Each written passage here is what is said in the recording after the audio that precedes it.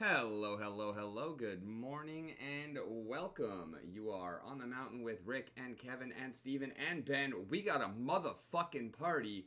But first, broth. Yummy. Broth, just like your goblin characters.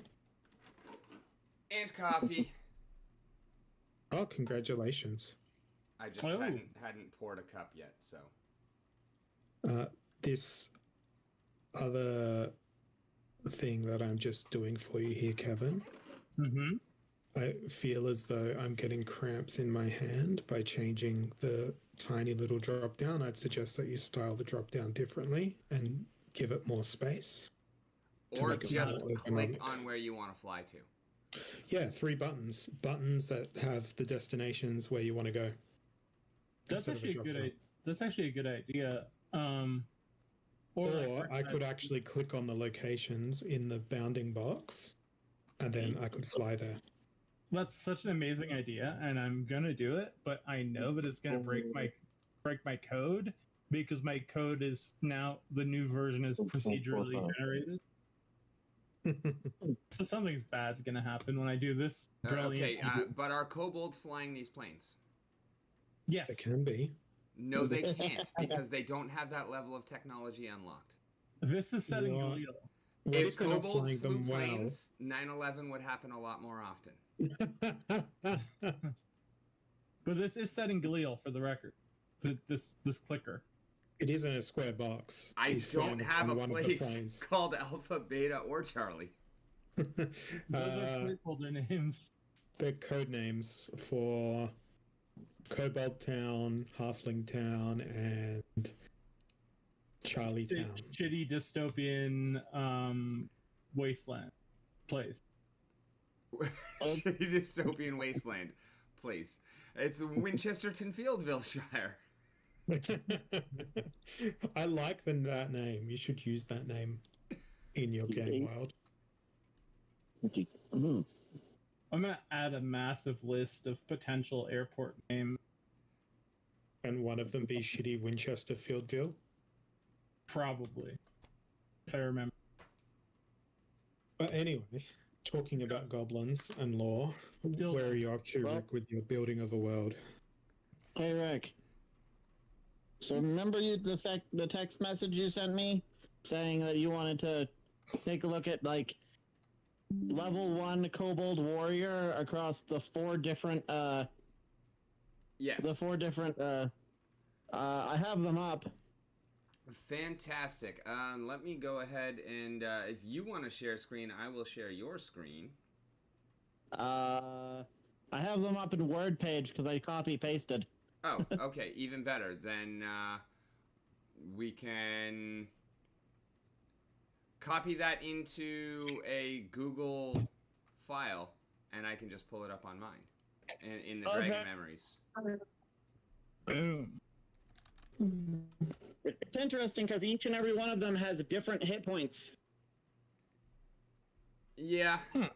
And that's honestly like the entire point of it is I know they're going to be very similar overall, but I know that there's also going to be differences. And it's more like looking at those differences to figure out.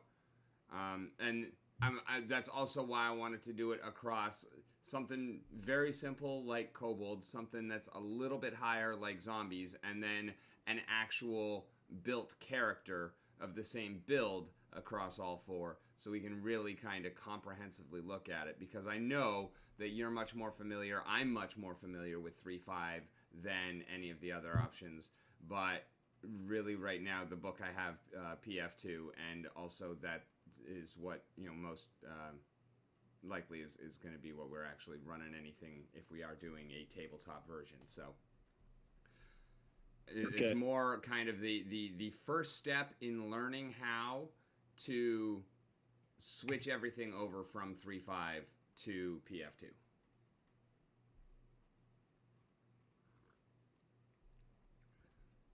All right, let me This does not belong here. That does not belong.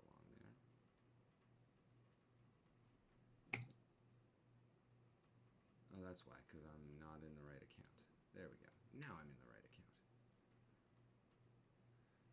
All right, so I was looking at, and I was doing a bunch of YouTube research on kobolds as well, and particularly kobolds and gnomes. And I think I don't really, since we don't have the whole gods thing, and also I'm really not going to focus on burrowing as far as gnomes. Like, I really want to highlight the illusion side of things, and they'll still keep their tinkering abilities, but they're just... Gnomes and kobolds feel so fucking similar to each other with the burrowing and the tinkering. So I just kind of want to create a little bit of separation between those two. And so, especially with the god tension being gone, like, they really don't have any problem with each other. Yeah, I agree with that there. I never really saw that they were, I don't really see their comparison, because while yes, they do a lot of tinkering, kobolds do a lot more MacGyvering. Just well, yeah, but it basically comes down to the raw materials that they're working with. Kobolds stuff. Do MacGyvering because they're digging through the trash for their shit. Gnomes, being one of the lighter races of society, they tend to have better shit. Well, the gnomes also have access to magic that kobolds don't. Kobolds aren't truly magically inclined. They do have some mages, but they never really had very many.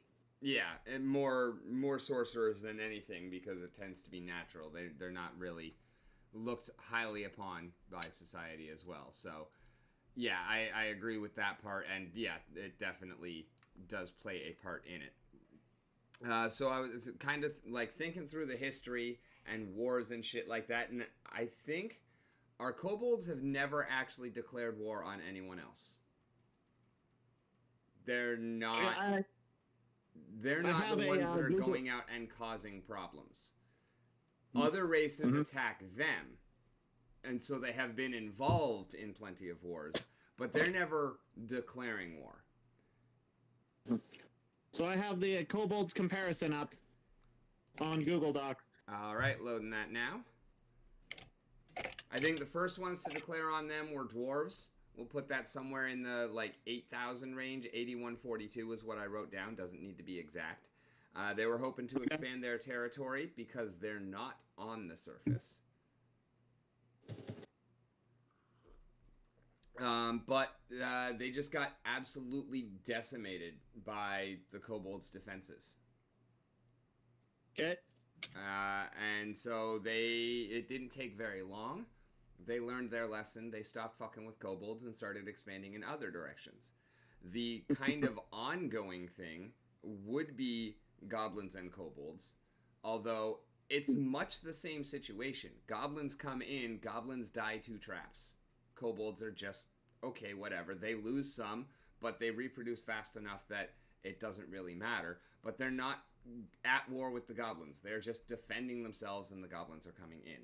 And the goblins are very slowly starting to learn that lesson because their racial memory is so slow, because they have such short lifespans. It has taken millennia. But they're finally starting to figure out, maybe we just don't need to fuck with these guys. Okay. And so, if you remember the wedding, right? When the alarm bells at every corner of the city go off, and it was because the goblins had just stepped in tandem.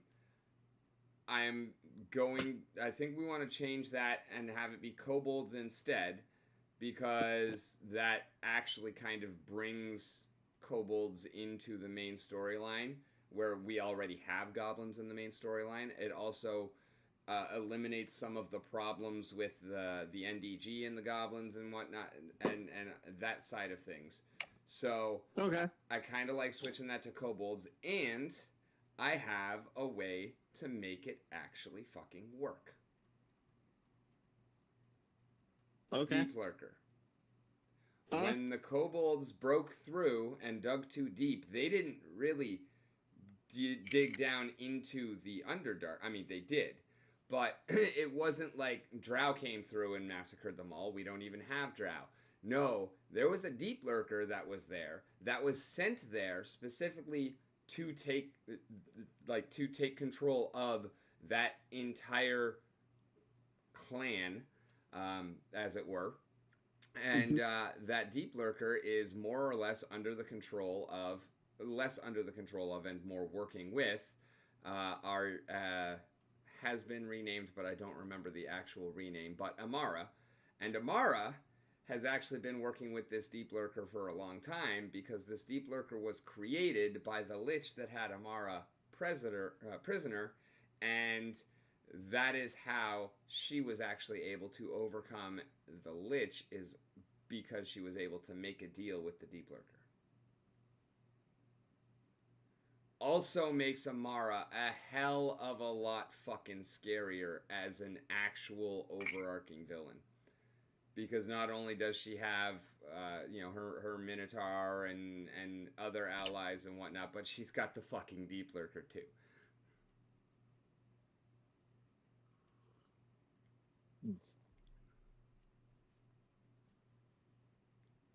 Thoughts on all of that, and do you remember the deep lurker? No, I don't remember the deep lurker, but honestly, your storyline for the main thing, it was pretty much all you. Well, yes, but that doesn't mean you're without input. I know a couple of beats of it, but like I really didn't care. Yeah, that's true. All right. Like so... not being mean, but I didn't care at the time. I understand a couple of beats of it, but I mean that's mostly a storyline thing for the campaign you were running. Yeah, but there's a lot of it that is really important for, filling in everything around it and world building and all of that shit. Yeah. All right, so let's take a look at kobolds. All right, first thing I am going to do is make a spreadsheet so that we can actually compare this information. You and your spreadsheets. Okay. Ben, you sound very enthusiastic.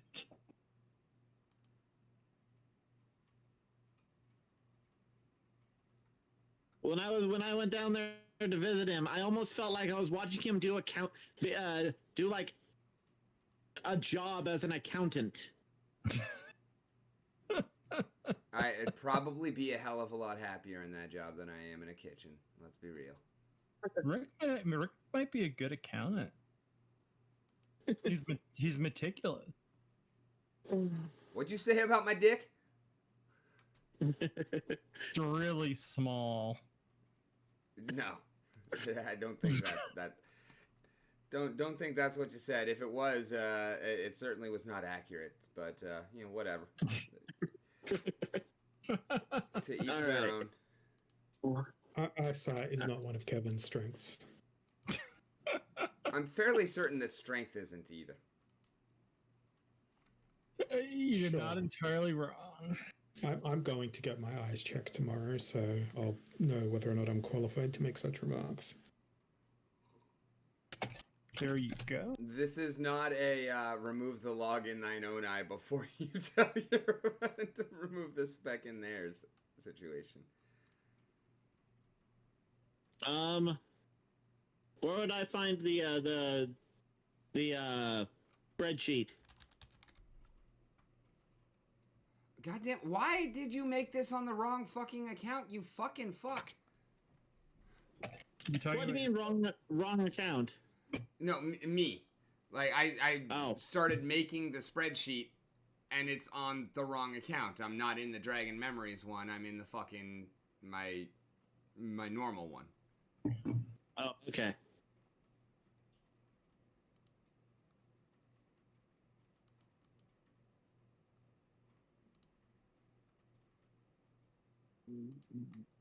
Okay, log in Dragon Memories, and then from this page, Sheet start new. And let's make sure that it's actually going to the fucking correct account this time. No, fuck you. No, fuck you. Alright, well, since that doesn't want to cooperate, fuck it. We'll just do it by text. Fuck it, we'll do it live.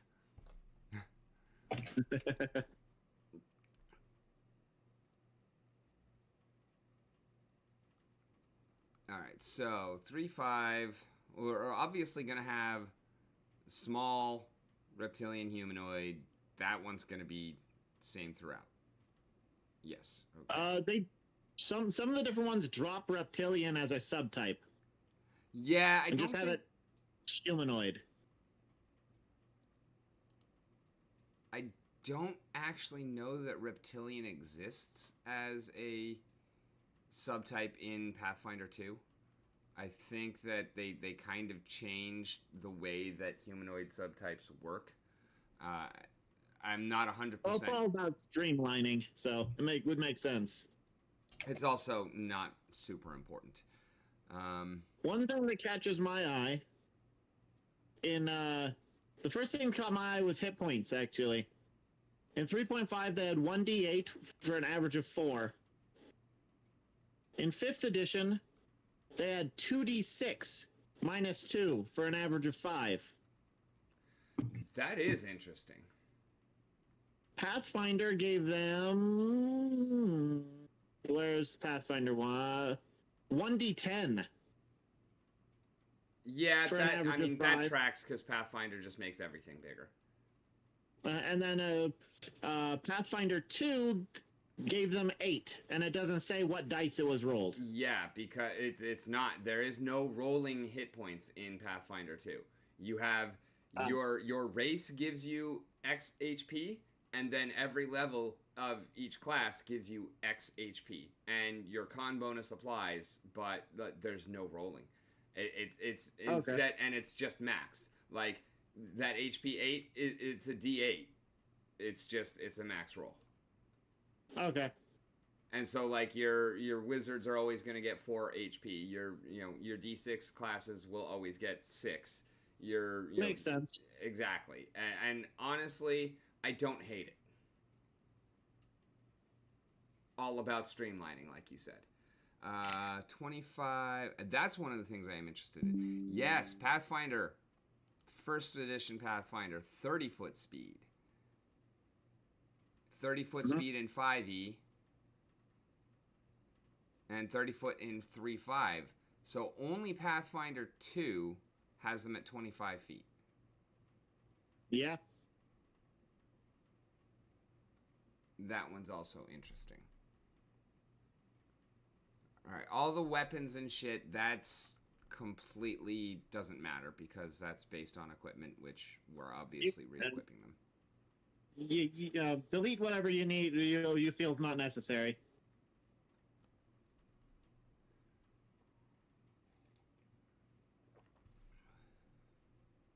There's another thing that I just noticed. P2 got rid of light sensitivity.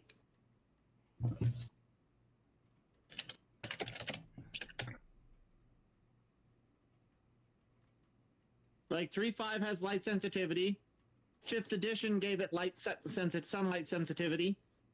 And Pathfinder 1 has it light sensitivity. Pathfinder 2 is the only one that got rid of that. Yeah, that's a good point.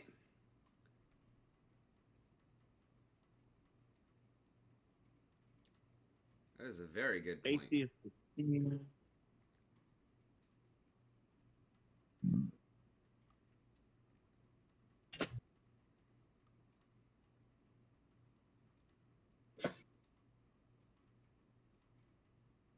But yeah, I'm not deleting anything because we're actually going to be running all 4 of these, as well as what I was. Did you see the latest ones that I sent you? Like, I would love to see you go ham on some kobolds with some templates. Like I was having fun with some of the mutated goblins that we were making for the kind of first encounter, because I got a lot of kobolds to rebuild for that first encounter now. I know that we definitely want at least one that is going to be feral. Where is it? How would a kobold not be feral? I'm talking about a specific template that Ben knows and loves, it might possibly be the most broken piece of bullshit ever to come out of the minds of any game creator. Oh, okay. So it's a template from one of my favorite books for templates, Savage Species from 3rd edition flat. And most of the things when they went from 3rd edition to 3.5, they changed a couple of things to make them more streamlined. One of my other favorite templates in that book, the Toric template, which is effectively build your own centaur. They reprinted in a Monster Manual 3, I think, with some updated rules. But they never updated the Savage Species template for feral. So technically, because of the way 3rd edition works, until they do, it's still valid for 3rd edition. It should still be valid for 3rd edition. Okay. And they made a mistake by giving it such a low level adjustment for what it gives you. It's Like ridiculous. minus 4 intelligence does not cover all of the bonuses it gives you for this character.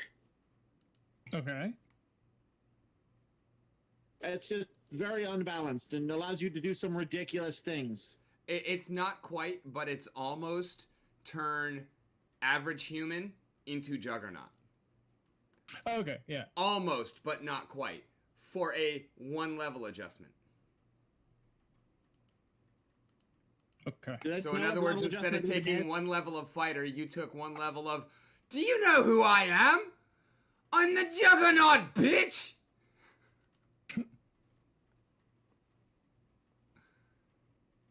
Even funner. Combine it with the Hulking Hurler class from the Miniatures Handbook.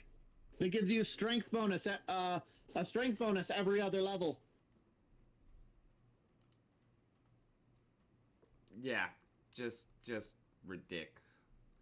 I've spent a lot of time messing around with 3.5. It's why I know, like, there's so much 3.5 out there that I can make almost any character. I have to put that almost there because there are a couple of things that just don't really transfer over in D&D. Not many, but some. Okay, now I have a challenge for you. I want to rebut that with semantics and say that I can make any character, but their success will be very limited. I would love for you to tackle the what if version of Doctor Strange. Okay.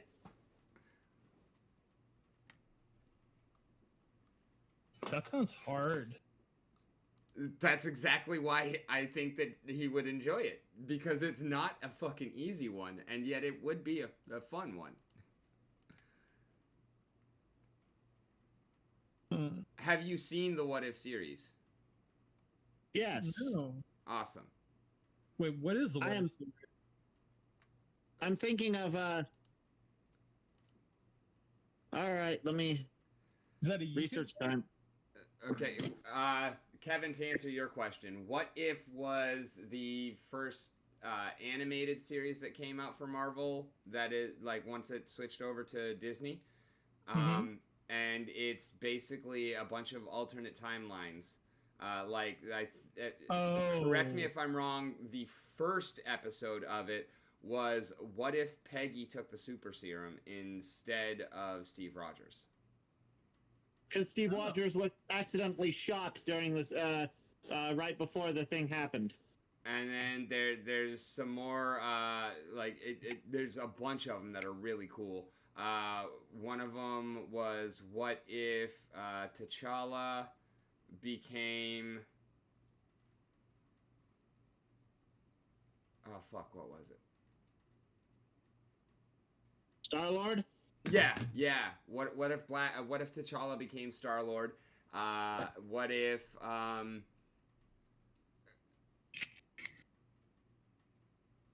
yeah, just watch it. It's 6 episodes. They're like 40 minutes each, and they're all fucking great. And then you actually get to see the Watcher.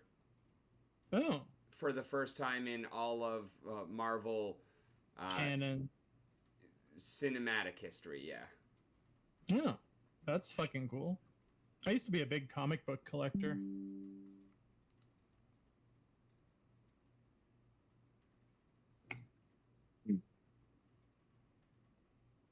Then I sold them all for like $20 in high school. To spend on weed? A Marilyn Manson CD. Oh. Well, it probably lasted you longer than the bag of weed would have. Yeah, that bag of weed would have been gone in like a night or maybe 2. Weed was pretty cheap back then. Maybe a whole weekend. Right? Depending but still, not very long. Yeah, because not even as long as the tape would have lasted of that CD. Yeah, because an eighth was about $15 back. God, back then I didn't even know fucking measurements for like it was dimes and dubs. That there wasn't no eighths, there wasn't no quarters, no halves. I remember one time I saw like 3 fucking pounds because one of my buddies sold it, but even that was fucking high school. In my particular case, it's because you could buy in 2 different ways. I only realized much later that a 3.5 is what you call an eighth, 3.5 grams, basically. Yeah. But normally, unless your dealer was shitty, you'd be getting 4 grams. Like, yeah. The whole point was you were getting a bonus for buying more. Kind of. Well, yeah, like the price for a quarter should be slightly less than the price for 2 eighths. The price for a half should be slightly less than the price for 2 quarters. But you should just every one of those bags should be weighed out to at least 0.1 grams over. That's just customer service. Yeah. How to deal drugs 101, kids. Family friendly stream.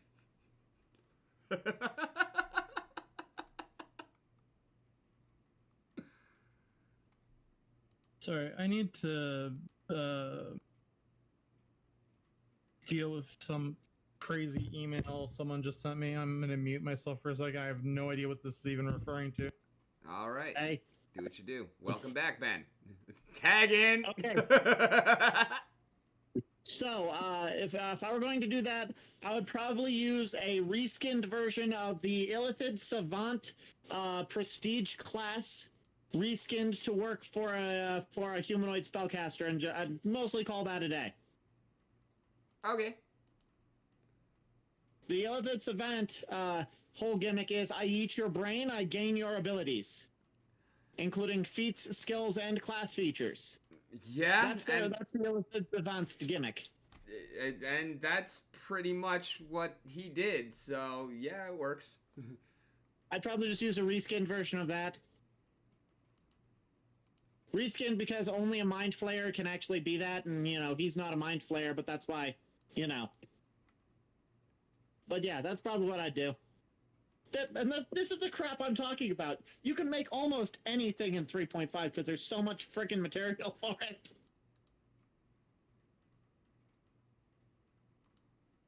The question is when do we put him on the timeline?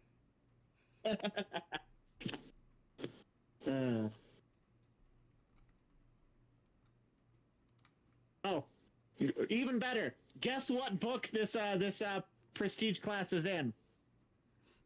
Savage Species? Yep. You have a book, physical copy of a book that has a bunch of villains in it, right? Villains? Yeah. Like, I forget what the fuck this book is called, but I'm fairly certain that it's one of yours that I pulled Amara from.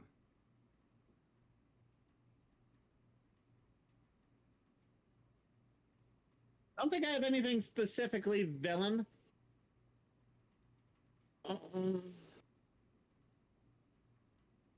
I mean, I have like specifically villain.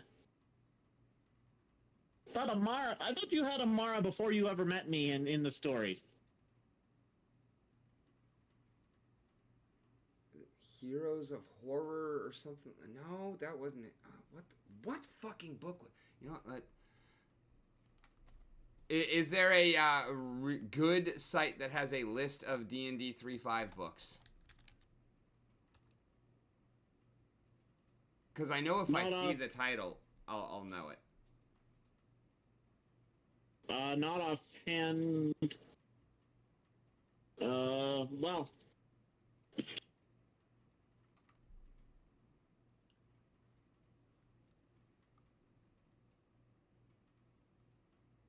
The main problem with getting a list of all 3.5 books is the third-party produced stuff. Yeah, but this is not a third party. This is from them. Was it Fiend Folio? No, because that's all. No, it's mostly devil. That's mostly outsiders, demons, devils, and a handful of There's a handful of angels in the book too. Holy shit! But I can just download all 17 of them. That's cool.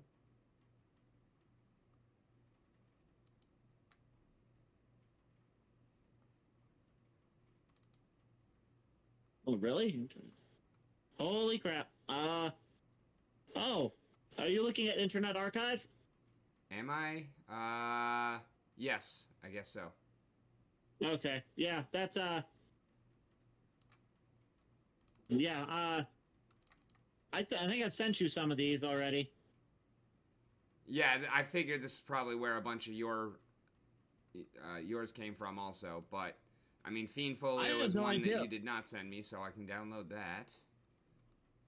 I have no idea where most of mine came from. I got them from Jeff, who used to live out here, who was my DM.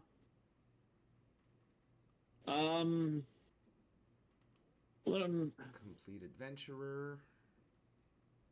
Book of Vile Darkness? I definitely want that one. I don't like that book. I think I sent you that one, though. Nope.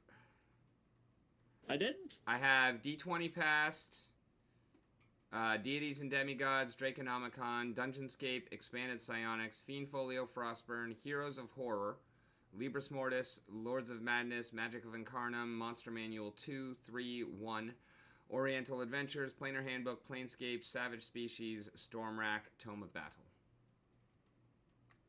All right, well, let's see if I can email you you this book then.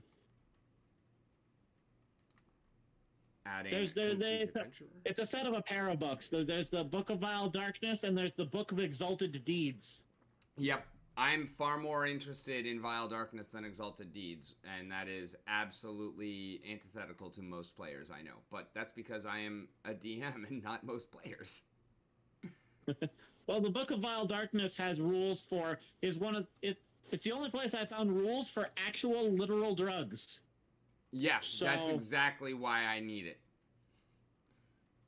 It also has rules on torture. Cool. It's not a particularly useful book. I've used it a couple of times for prestige classes, but that's about it.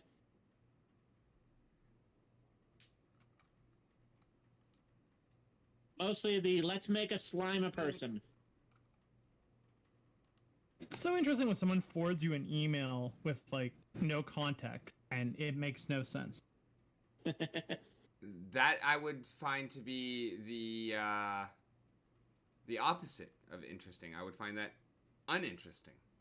I'd find it frustrating and angering, and I'd need to pull out that special section of that D&D book. Let's see if I can. And I'm sure that would be one of the entries as a form of torture. Dragon Memories. Book.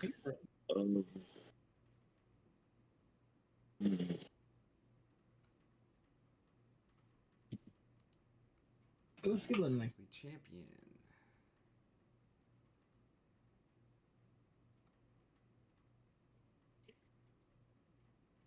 Here's the fan name for that book. I'll send it on the with the email.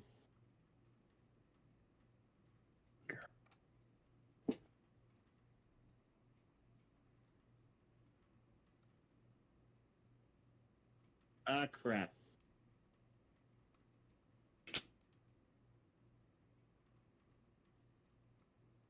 Maybe not. Oh, crap.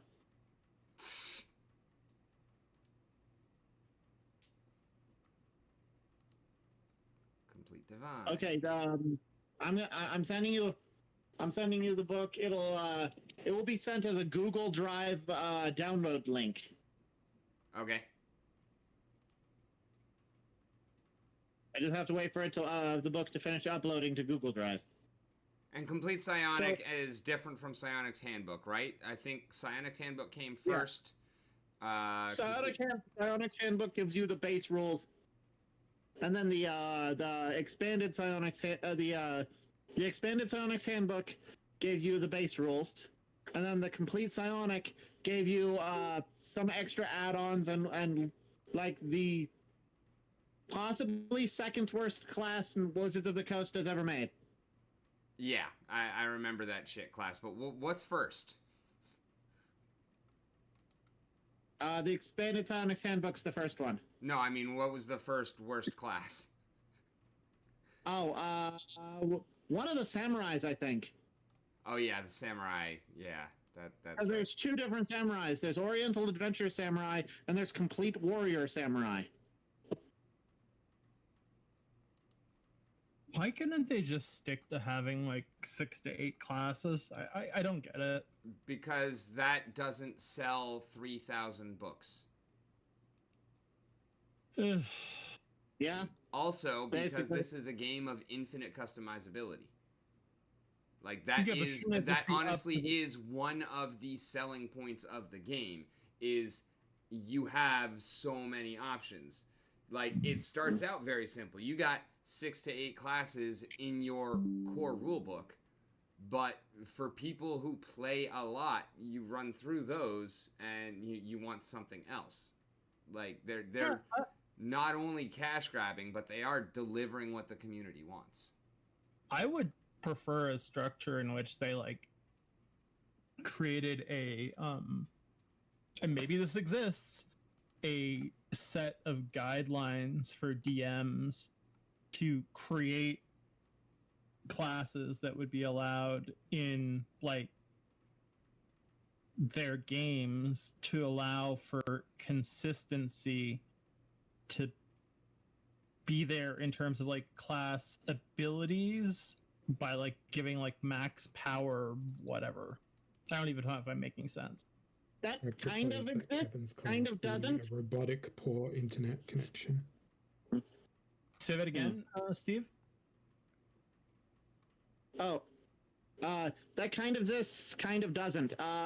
There's the Dungeon Master's Guide gives you some guidelines for DMs on how to balance power levels, and the DMG and the Dungeon Master's Guide 2 book expands on that a little more, but is also kind of a joke because the Dungeon Master's Guide 2 has very little information that DMs actually use. Oh. Also, Yeah, the problem with just providing simple rules for DM adjudication is that does the exact opposite of providing consistency. Mm-hmm. Because every DM is going to adjudicate differently. That's why you want to have codified classes in these books and whatnot. And also, it's easy as a DM to say, okay, this book, this book, this book are in, this book, this book, this book are out. Oh, so a DM can ban classes. Yeah, rule number 1 on of what the DM D&D. DM says it, that's how it works. Okay. Like, all the rules are guidelines. My DM, my last DM was like, there are 3 books that I have that I think are interesting, but they have really weird classes, and he was like, I don't want to deal with any of that, because they're so different than the main books. They're banned. Me, as a DM, I mostly allow anything as long as I get to see it first, But there is one particular optional rule. I'm like, that is bullshit. We don't play with it. And that is critical failures, because that is bullshit. We don't play with it. Wait, critical failures make total sense though. Critical failures are a reason for the DMs to say, okay, you rolled a 1, roll damage, okay, you cut your own head off, roll another character. That happens to me. That happens to me. Although, to be fair, again... That's more Warhammer than it is D&D. And to be fair, that is not the rule. That is the DM. Yeah. Like, we've had this conversation before. I fully understand your complaint, and yes, that situation was bullshit. You shouldn't play with a DM who's an asshole, though. I mean, I would just think that, like, you know, okay, blowback, it does 1d6 damage to your character, you know? Well, my main thing is you roll a 1 on your attack roll trying to swing your sword at this guy. Your character is supposed to be a professional, trained soldier. How the hell is he going to roll a 1 and cut his own damn head off? Or no, you roll a 1, you slice your foot off. And, yeah, that type of bullshit. It sounds more like you're dealing with a shithead DM because, I mean, like, someone correct me if I'm wrong, but, like, this should just be kind of like you swung your sword and you accidentally nicked yourself. Or not even that far. You go to swing your sword and you drop it. Like, disarming yourself as a critical failure is perfectly reasonable. Yeah. Or you go to swing your sword and it got stuck on the door frame. Yeah. All things that can happen no matter how well trained you are or how experienced you are. Already missing the attack is enough of a punishment to your players. Why do you need to punish them even more for failing more? I mean, the game is that's my problem with a lot of games that punish you for like a lot of video games that punish you for not being able to complete the level correctly. It's like, oh, you messed up. Now go back to the very beginning. I think it's super realistic. Punishing your player for doing badly.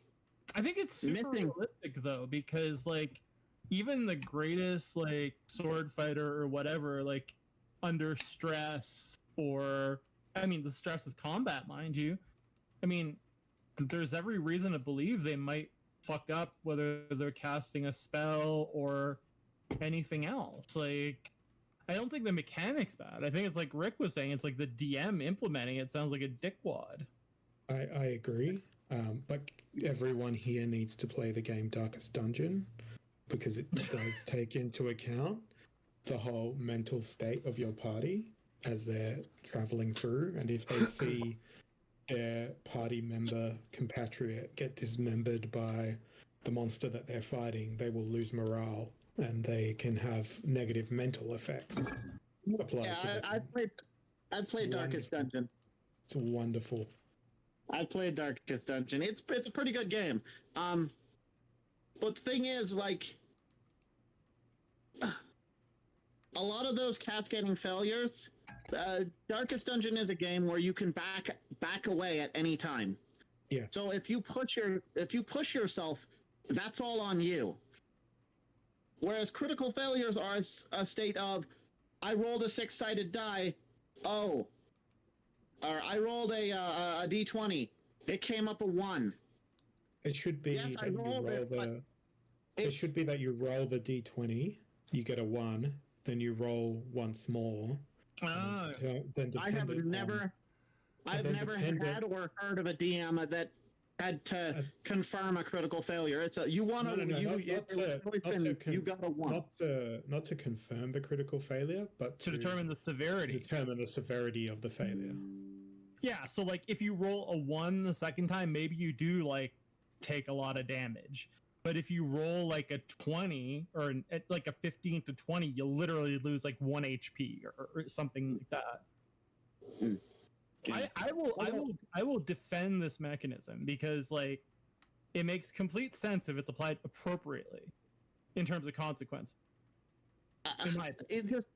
I will agree if you have the right DM who knows how to use it properly, it does. It can work. The problem is, in all the times I've played with it, and all the times I've heard people talking about people who do the critical failure thing. No one seems to do it right. It always just seems to be a reason for the DM to either play pranks or be an asshole. And Well, that's not cool. it Yeah, doesn't, not at all. it, That is exactly like that's the DM now, when I using DM, and abusing the rules to be a dick. That is DM versus player mentality, and that is It's also the DM, probably, if we want to go all Freudian in it, trying to exert power over others they would not ordinarily have power over. Oh, yeah. now, the other thing, side of things, because I don't use critical failures, I also don't use critical successes or exploding dice. Again, hard disagree. yeah. I feel like reducing all actions to a straight up coin flip, regardless of. Like, obviously, I'm not saying it's a 50-50 shot, but regardless of your percentage, if it's a simple yes-no, that is extremely reductive, both in terms of gameplay and in terms of storytelling, and it is not at all indicative of the way that things actually work.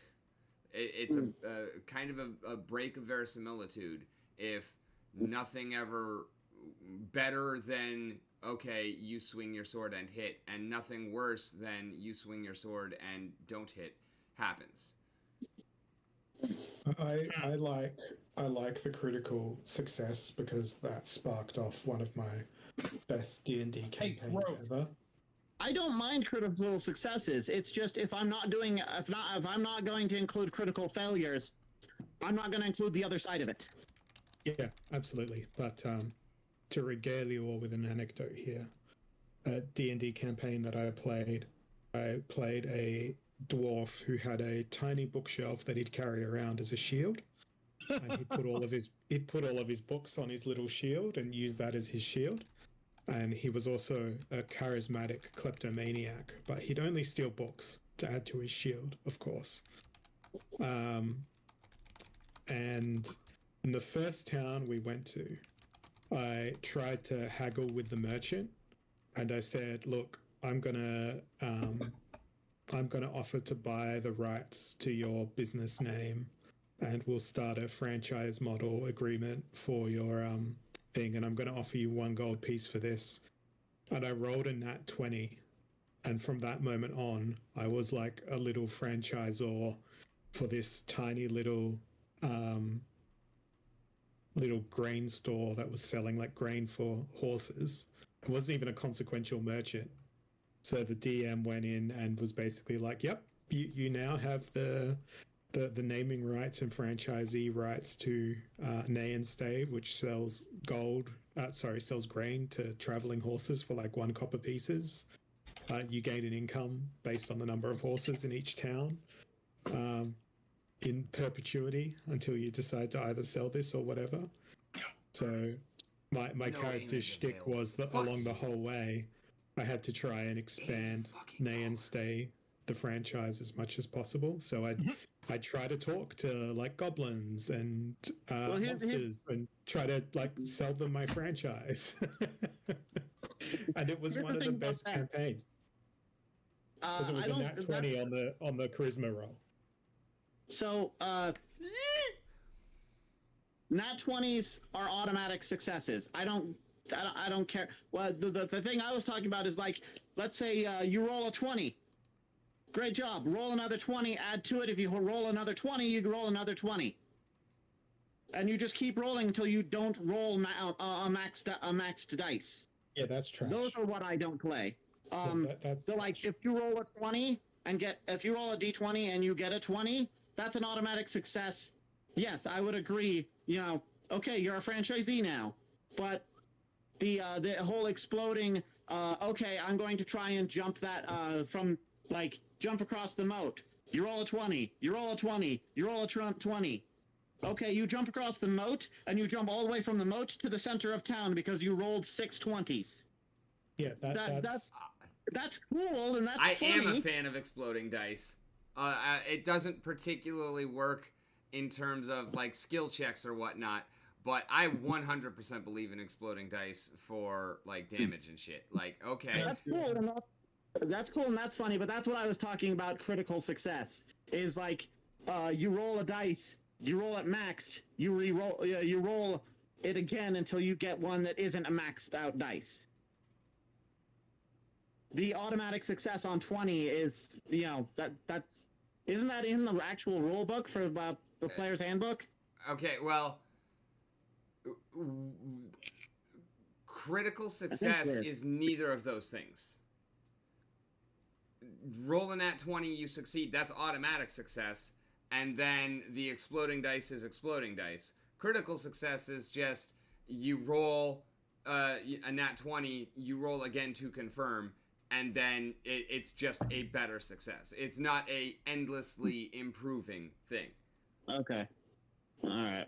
Yeah. So there's kind of three different approaches, and I understand that exploding dice is not something that everybody loves, but I am a fan. But I've also had combats where you're down to, you got three members of the party's down, you got two that are left up, and both of them are at single digit hit points, and you are in a situation from which escape is unlikely, if at all possible, and weapons are broke, you're severely down on your luck, and then somebody picks up a fucking rock, or in this particular case a coconut, and throws it at the dragon and happens to hit 20, 20, 20, and it bounces off the fucking dragon's skull and flies up in the air, and the dragon is pissed off and overconfident and fucking lifts his head up to breathe fire at the coconut and mistimes, and the coconut comes down and gets lodged in his throat, and the dragon dies. And because of that stupid ass exploding 20, you just saved your entire fucking party's life. How epic is that story? That is pretty cool. Also kind of funny that it chokes on a coconut. Honestly, because it's a dragon and so much larger than a coconut, I probably would have been something more along the lines of like, it bounces off the dragon's head, goes up to the ceiling, hits like a stalagmite or some rock, which causes that to fall down and skewer the dragon. Yeah. I mean, I'm not saying that you couldn't have made the story better, and the DM definitely wasn't doing a shit ton of legwork on that. But I mean, I did it, and that is pretty cool. But yeah, and like, first and foremost, when I think of D&D, it is a collaborative storytelling game, and therefore that's why the rule of cool applies, and that's why shit like exploding dice apply. Is because they are the things that really add those extra elements and that extra oomph to your story. I'm not saying they're 100% necessary, but they're really fucking cool. And they can absolutely be used wrong to kill the story. And I'm sorry that you have run into that. But that's not how a good DM would play that. Yeah, I just ran into too many problems with those particular mechanics. I just don't use them. I get it. I just think that like you've been exposed to shitty DMs in terms of the use. Don't get me wrong. Some of the games I had were fun, but I always hated critical failures. I always have. It just makes no fucking sense that like you roll that one and that you fucking impale yourself. That's like, you'd have to roll that second one to even come close. Yeah. Well, what ended up happening is I rolled a 1. It was like, okay, you slip on some blood on the floor and fall on your sword. It pierces straight through your chest, he rolled some damage dice. Got, I think, a 12. My character had 5 hit points at that time because we were in the middle of a fight, and it killed me. Yeah, see, I'd be fine with you just falling and taking, in that case, like, I would give you non-lethal damage. Yeah. It would just knock you out for the rest of the fight. Yeah, even if we were actually going to roll... also, I mean, how the fuck are you rolling a 12 on someone who has 5 hit points if you're not actually trying to kill them? Like, that is shitty DM point number like 32,000 at this point. But like, yeah, that is just not running that table well at all.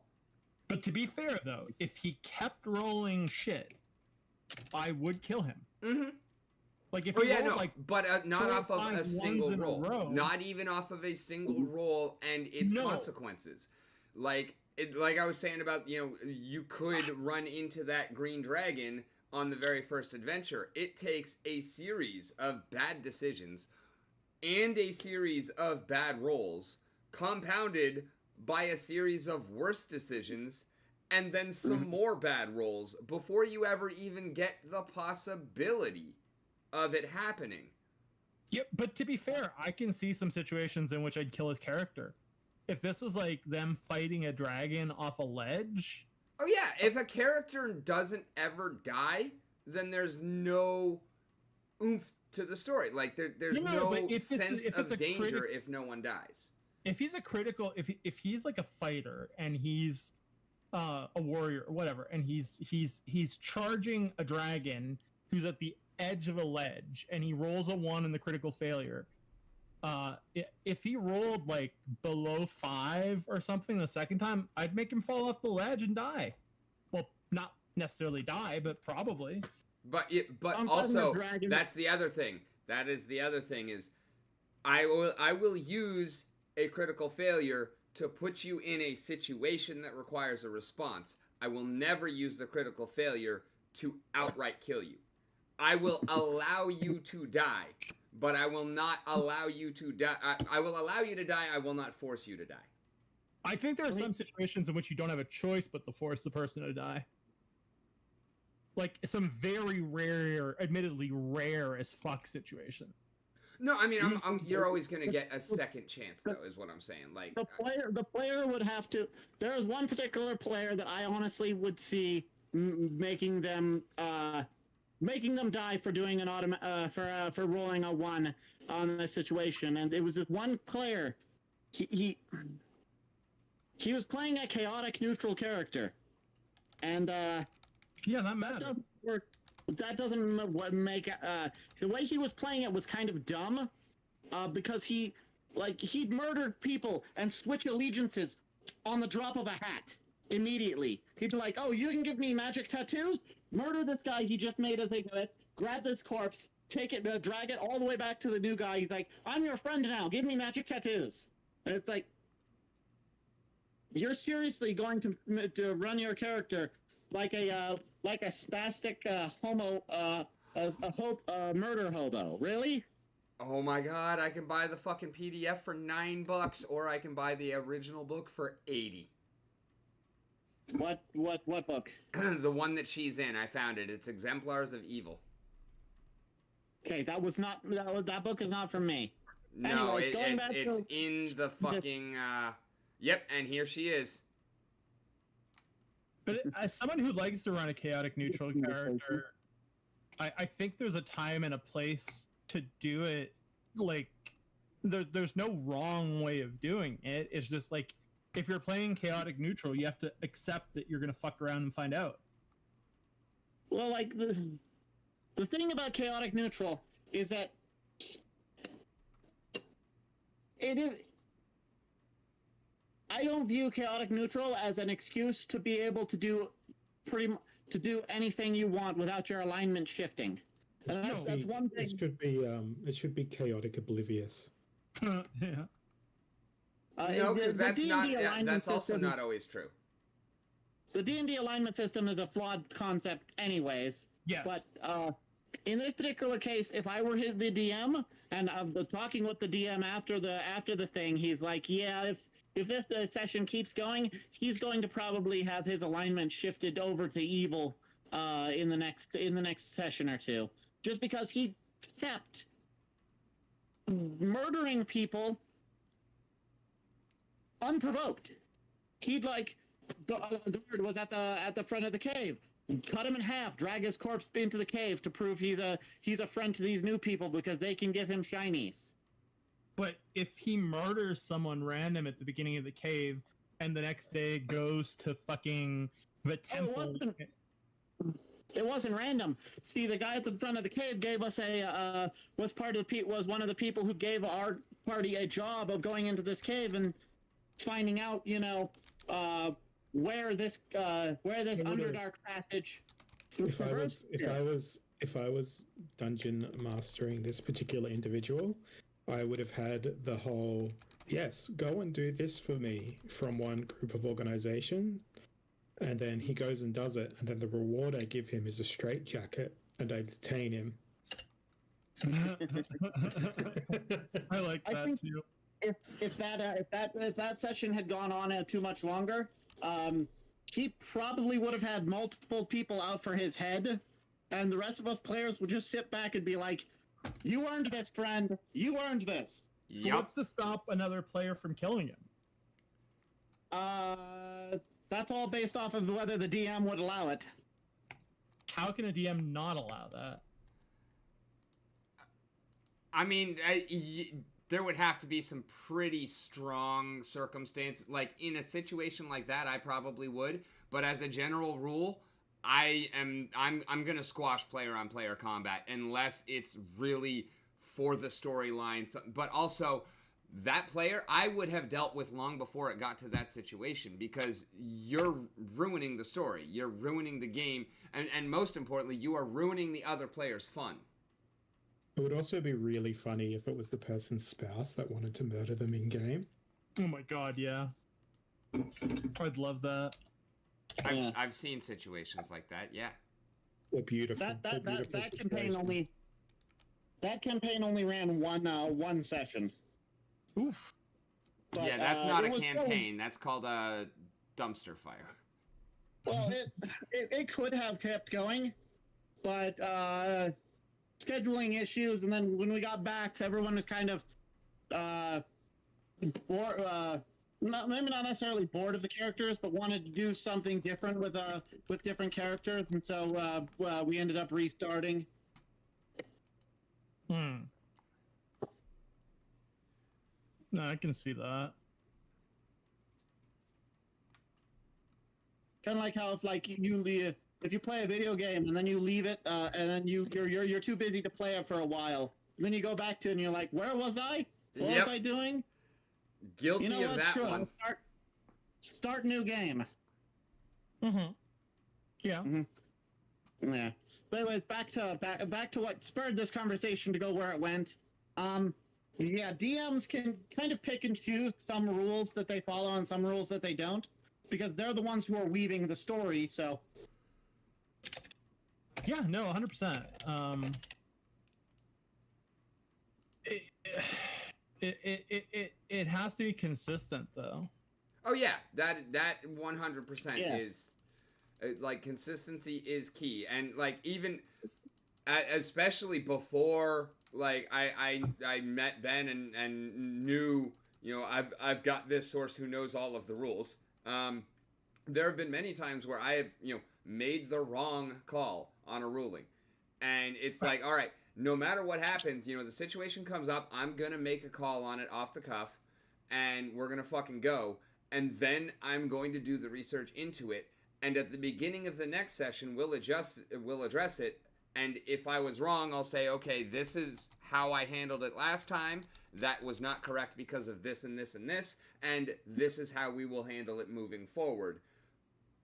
Or, if it doesn't break things, to go with the way that I ruled it, then, maybe more often than not, I'll just say, okay, well, I see how that was incorrect, but that doesn't make sense to me because of this and this and this, so this is the way that we're going to play it.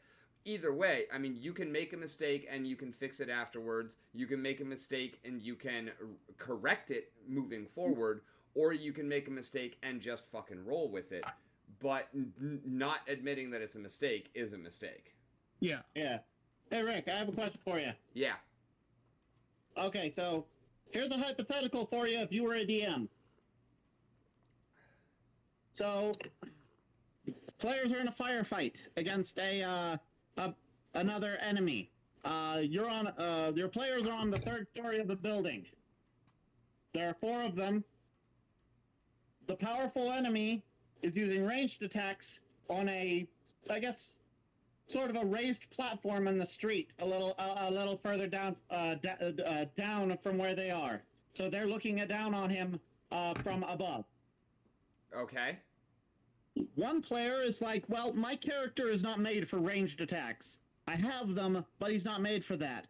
I want to jump out the window, and onto his platform and try and slam him with my axe. The player does not have the leap attack. First question. What is the vertical distance between them?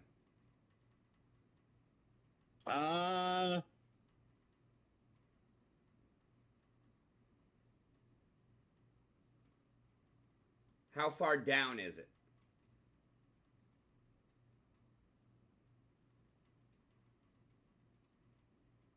Maybe 16 feet? Second question. What is the horizontal difference between them? How far away is it? Maybe 10? Okay. How big's the window? Imagine one of those skyscrapers with the glass that the windows are entirely made of glass, except the glass is broke long ago. Okay. I'd say you're probably looking at a DC 17 jump, athletics, acrobatics, whatever particular skill is pertinent in this situation based on system. Okay, so you but I would mean, let him, you it's would let fairly him... simple to. I mean, whatever system is going to have rules for making a jump like that. Well, in 3.5, there are feats that let you do that. But you're not supposed to be able to do that without the feats. You can attempt the jump. You can even attempt the swing on the end of it. But the swing on the end of it is going to impose heavy penalties on the jump because you don't have the feat. You're not trained in it. Like, I'm still going to let you try, because that's my thing about D&D, is you can try absolutely anything. If you have the feat, it means that you've done this before. You know how to do this. You know it can be done. Okay. That gives you the confidence to try it and not take penalties. However, you're still going to have a hell of a high DC on the check to do it. You're just not going to take penalties. But if you're trying to do it untrained, you're gonna be looking at, you've got to make this fucking jump, which is not easy. You're going to take penalties for all of the gear that you're carrying, even if I'm not actually applying encumbrance rules in, like regular operations. This is a situation where they're going to come in. You're going to figure out real quick how much shit you're carrying, because if you're carrying double your body weight, you're definitely taking a -10 for that. So... that scenario actually came up in a game.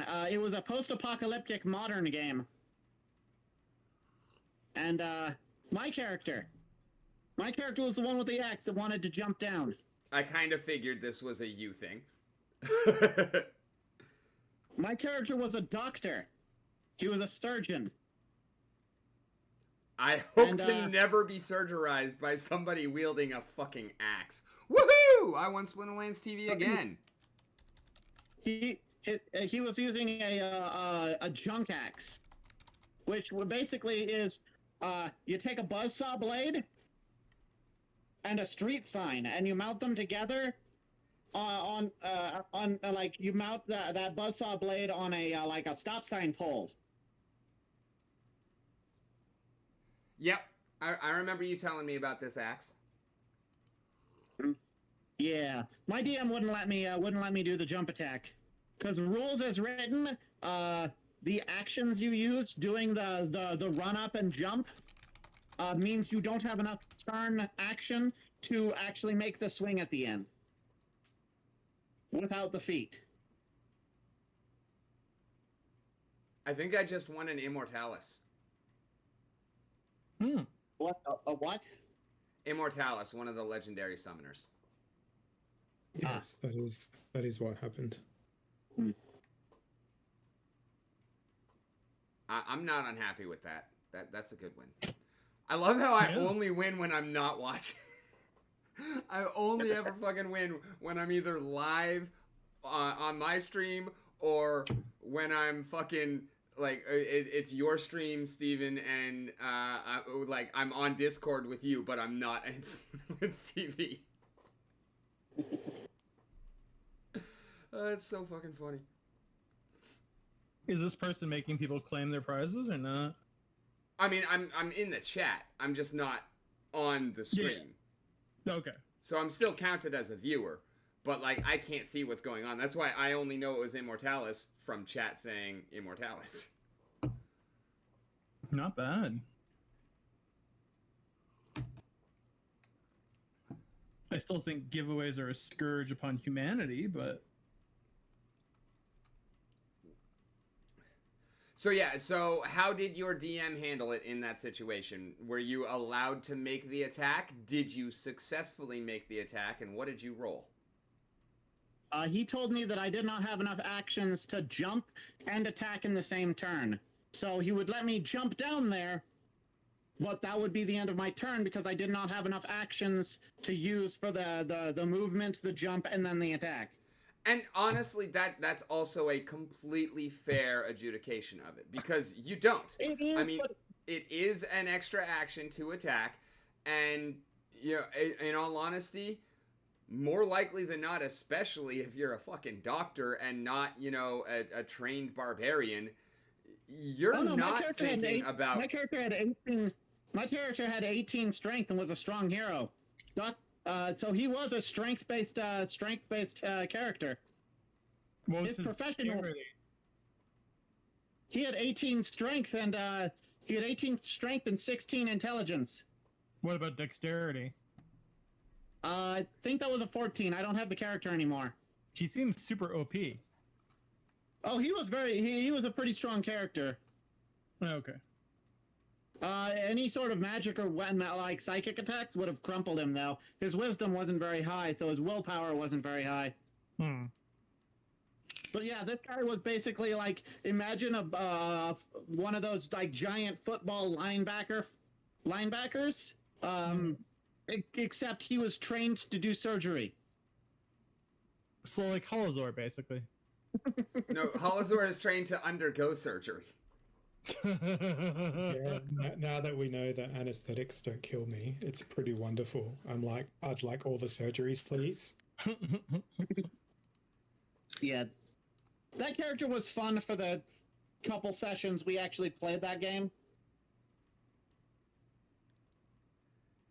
Yeah, no, I can totally see it.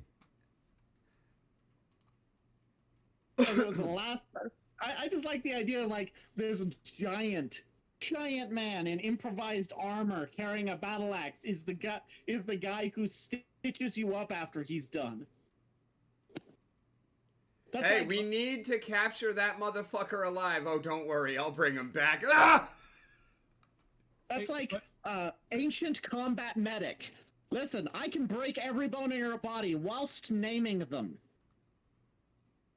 By the way, guys, what is a good brand of a detangler hairbrush now that my hair is getting long? It depends on your hair type, good sir. And it's really not about the brand. It's about the actual tines.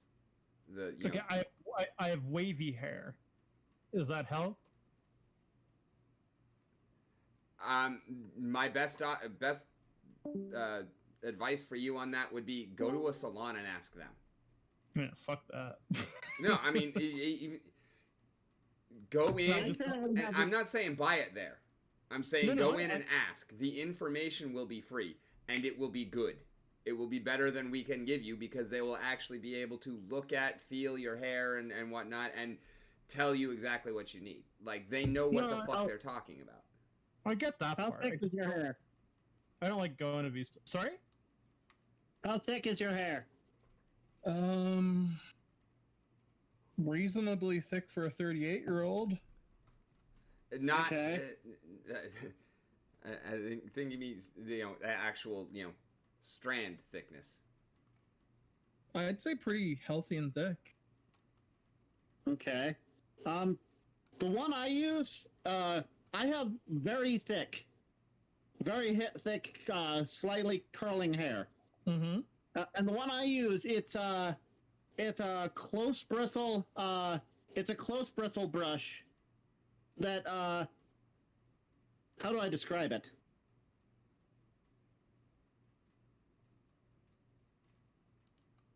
It's a brown close bristle brush. I found that those brushes that have the bristles that have the little ball on the tip of the bristle. Oh yeah, exactly. Yeah, that's what I'm looking at right now. I find those don't do very well for untangling. They do fine for untangling, but because of how well spaced apart the bristles are, it takes forever to untangle hair as thick as mine. And so I go with the ones. It's a fairly cheap brush, but it's got the black bristles that are in like clusters that are real close together. Oh, thank you. And the thing is, I mean, what the salon would probably tell you is that the ones with the tines that are spaced out are for detangling, and the ones that have the clusters of bristles are for brushing, because they're two different operations. The point of detangling is to get the knots out. The point of brushing is to spread the naturally occurring oils from the scalp throughout the length of the hair. So wait, you use two different brushes? I don't, but you're supposed to. Oh, okay. I only use one, and I find it works well enough for me. I basically only ever use the detangler. I have one of the boar bristle brushes, and actually I have that because I remember one year on my birthday, I managed to talk Ben into going out with me to do karaokeing, and I started headbanging, and I did not have a brush, and I was like, fuck, I need a brush. So he went to the store and got one, and he got the kind of brush that he normally used. And when he came back with it, I was like, I looked at him like, what the fuck is this? I had never fucking used one before. And I hated it. I hated it at first because we have very different hair types. And it wasn't actually until I got with Rebecca that she was like, oh yeah, no, this is not for that. That's why you don't like it, because it sucks at that, because that's not what it's for. It's for actually, like when you hear you're supposed to brush your hair 100 times before you go to bed, that's the brush that you use for that. Is the bristle brush to spread out the oils and to really make your hair nice. And then the ones with the tines is for detangling. What do you use for an elastic? To tie the hair back? Goodies, ouchless, just a little, almost a rubber band, but coated in fucking cloth or whatever it is. So that I tend to use barbed wire. But you're a goth as fuck. I use the cheap Equate brand that you can buy at Walmart, non-metal elastics. Huh. What an array of choices. Thank you, gentlemen. The only reason I use the goodies over those ones is because they tend to last about 4 times as long, and they cost only 50% more. Okay, moments of like where the matriarchy is superior to the patriarchy. When my wife was getting her hair done one time, I was there and I was just asking the hairdresser, so what sort of product should I use in my hair to keep it healthy or whatever? And I honestly felt like I was a woman asking, what type of transmission does that car have? Because they just looked at me blankly like, oh, darling, you really don't know this information? You just use product. Kind of like the whole, yeah, but what? Surely there's something taught in hairdressing school beyond gossip about the genetics of hair and the different types of hair and how those interact with different substances, and like Rick has clearly elucidated, the different physical shapes of brushes impact the different like patterns of growth and all that sort of thing. I wish there was like, how you've got a tap and die chart to direct you on, which screw size to use for which dye. Yeah. Just like that, but for hair, it's like a picture of what the hair looks like and then a picture of what the comb you should use look like. What if someone sued them? Yeah, but you know, it's just general practice. It's kind of like Not financial advice. it's kind of like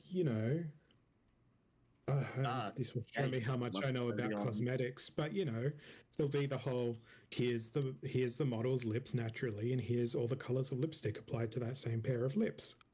You can pick one, and you're informed, right? Mm-hmm. Do that, but for fucking hairbrushes. That probably would not be a bad idea. Well, as fun as this conversation is, it's about 11:30, and I have to wake up early for work tomorrow, so I'm gonna probably head out. All right, bud. Thank you very much. Hey, keep your eyes out while you're doing your exploring and whatnot. If you happen to come across a downloadable Exemplars of Evil, grab it. If I find one, I'll email you the link. Sounds like a plan. Have a great night, and we'll catch you next week. And I'm actually very excited to start putting some of these kobolds in and figuring some more things out with them. Hopefully, I'll be on a normal shift next week, but I'm not banking on it right now. So. Okay. Have a wonderful night either way. Thank you. All right, I'll talk to you guys later. Cheers. Good night. Bye. I'm at the exciting part where I could probably, and I use the word exciting loosely, probably shape some kind of man bun, which is the longest my hair has ever been. So I presume that in a year I'll have Holozor length hair. I don't know that mine will actually get any longer. I think I've achieved terminal length. Rebecca was actually commenting the other night on how long my hair is, and I was like, really? You feel like it's actually gotten longer? Because I feel like I'm kind of at that plateau. It's about floating rib length. What? Oh, your hair. Okay, yeah. The length, okay. Yeah. That's about the length of my beard. Really? Yeah, it goes down to my belly button. Do you have a short torso? I'm all leg, baby. Okay. Mine's about clavicle length. Mine is nipple length. And I'm fairly certain that this is capped out for me. Actually, no, it's about an inch above my belly button as I'm sitting down. How long have you been letting it grow for? I don't know. It's sort of perpetually been this length for the last 4 years, and it's probably been growing for 10. Okay. Yeah. Oh, so you never shaved it at any point, right? No. No, Not even the neck. I have a true neck beard. Wait, you didn't even shave it during COVID for mask wearing? No, I had a proper snood with a 3M filter inside of it. Oh, okay. Yeah, that works. Well, and not as well. Well, my success is justified because, to my knowledge, I have not contracted COVID. I've never tested positive. I've never had symptoms. We had symptoms, and boy, oh boy, were we shocked when we did not have COVID. At the same time, we weren't shocked because we had not been anywhere. I have even lived in the same house as someone, aka my wife, who has had COVID and did not contract COVID. Yeah, the first time I got it, Rebecca did not quarantine from me or anything like that, and she never got it. Wow. And I tested negative this entire time as well. Damn. So it wasn't like I was asymptomatic. Either I contracted it and my immune system immediately defeated and conquered it. Highly unlikely. Or the test was faulty. But not possible because we were using tests from the same batch at the same time in the same room. Yeah. I think Meredith and I are probably the only. I don't know if Lindley ever got it, but Meredith and I never got it. Yeah, when I was having my surgery and they asked that as a question, they were quite surprised. Were you like, do I look like someone who's had COVID? Do I look like an irresponsible fuck who... No. Not Yes, everyone I who got am. COVID is irresponsible. And Some of not them are every just- irresponsible fuck got COVID. Yeah, True. sadly. God, there's so many irresponsible fucks that got COVID. Yeah, It's not my wife funny. was listening to something this morning about Typhoid Mary and how Typhoid Mary was actively arrested and quarantined against her will for spreading typhoid. And I'm like, why couldn't we have that occur during COVID? Don't you think Because she you would have deserves had to have, you probably would have had to have arrested 3/4 of the world's population. But, Yeah. you know, at least we'd have a much lower unemployment rate. There'd be lots of correctional officers, lots of handcuff manufacturers, paddy wagons. Do you call them paddy wagons in the US and Canada?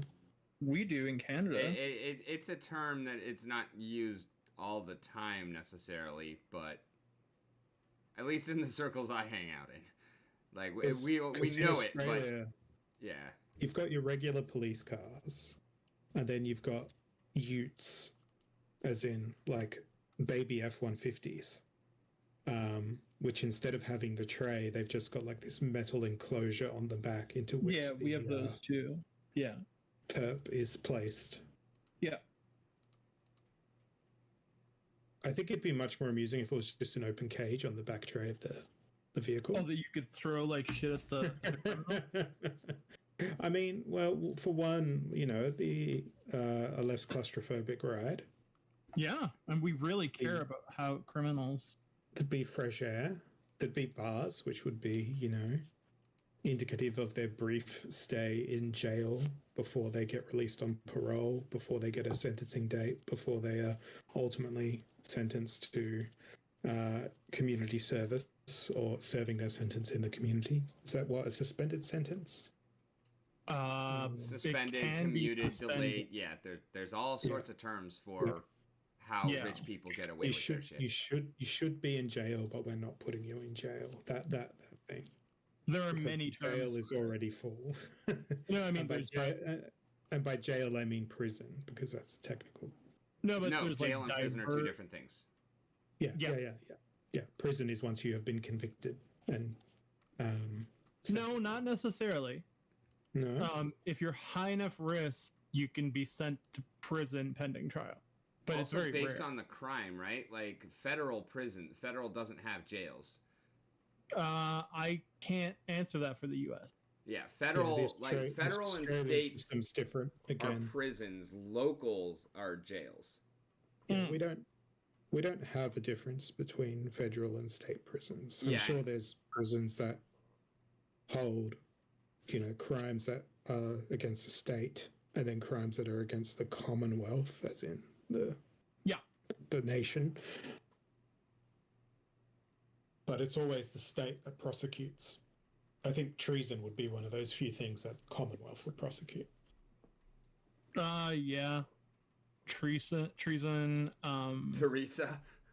no, treason, but also, If your name is Teresa, any crime you commit will be tried at the federal level.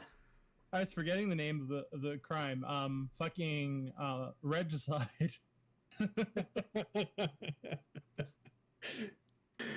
Man, if you manage to pull off regicide, good on you. It's just in like 2023. Anybody can kill anybody. You just have to be willing to die in the process. I mean, someone tried to kill Biden today. Oh, really? I didn't hear about that. Well, I mean, he didn't like actually get anywhere close to him, but he had his ghillie suit out and he was like posting on social media that he was gonna snipe him. So obviously the FBI showed up and we're like, fuck around and find out, motherfucker. Yeah. Posting on social media that you're He was like literally posting a photo of himself with a sniper rifle. Oh, I saw this on Reddit. Yeah, I saw this on Reddit last night when I was trying to get to sleep. Yeah. Jesus Christ, how stupid can you be? Pretty fucking That- stupid. They rolled a Apparent-fucking-ly. 1. They rolled a 1. Then the FBI then asked them, "Would you like to roll that dice again?" And then they subsequently rolled a 1 again, and they critically failed, and that's why. You forgot about the intelligence check.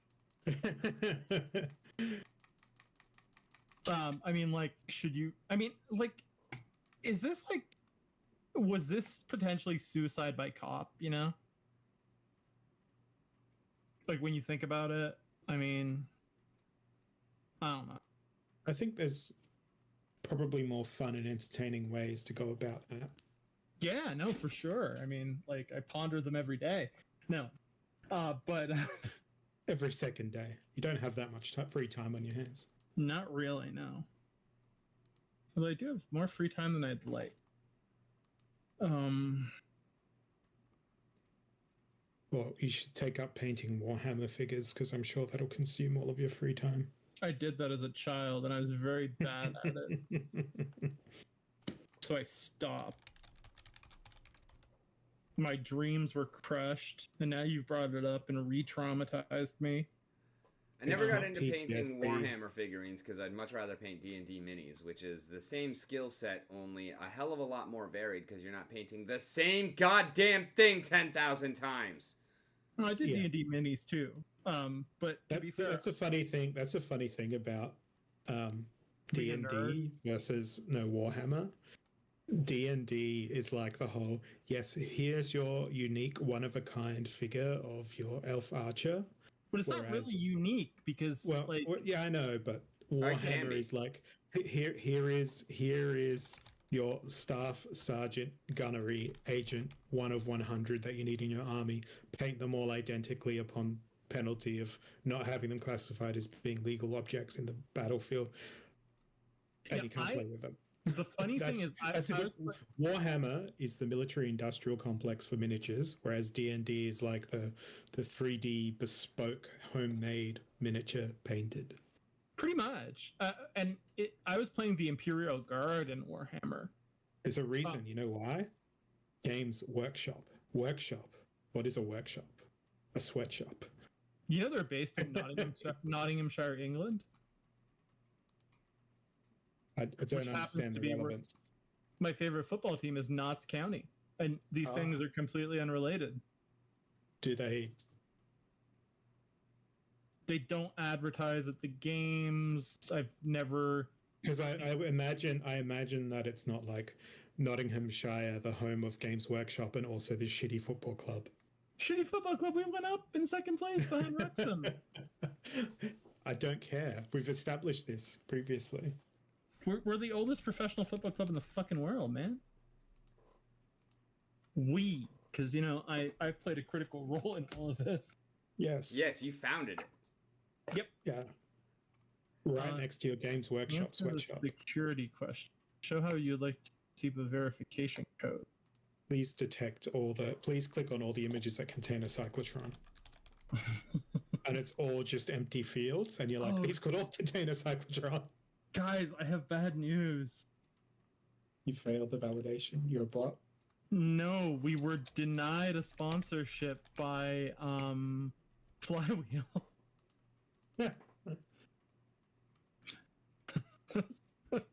Okay, so this week your title will be failed affiliate marketer. Oh no, we're gonna have an affiliate this week. Oh yeah, Aren't speaking we of which, we're recording a doing session that this in evening? like 3 hours, right? 3 hours will be my actual stream.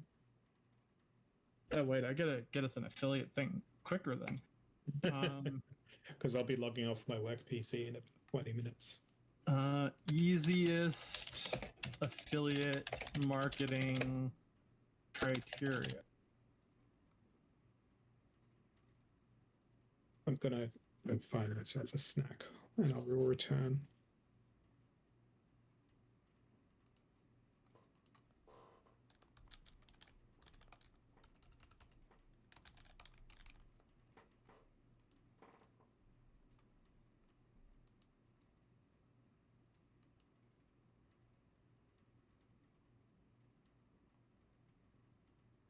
Let's get sponsored real quick.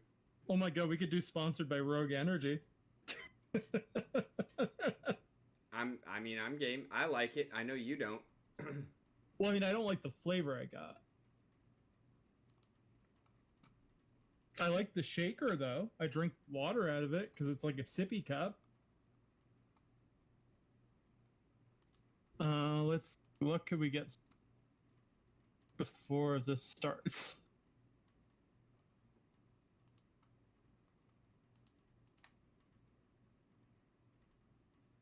Oh, here we go.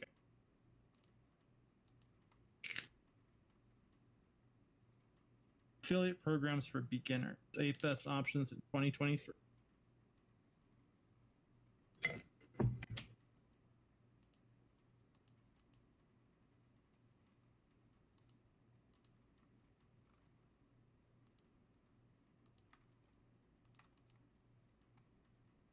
Do, do, do.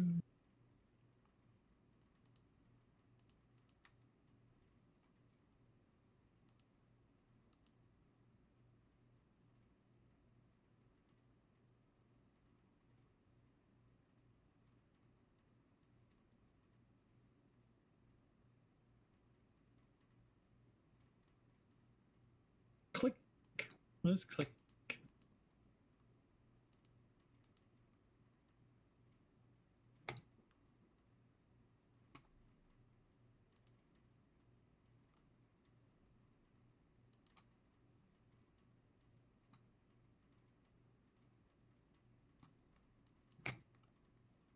Do you have experience promoting offers as an affiliate?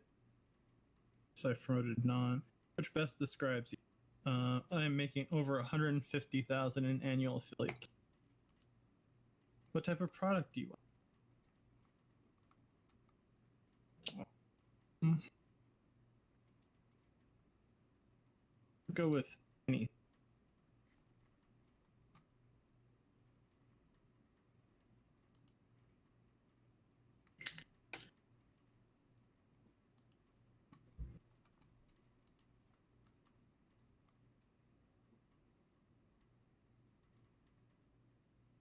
I accidentally clicked. I don't.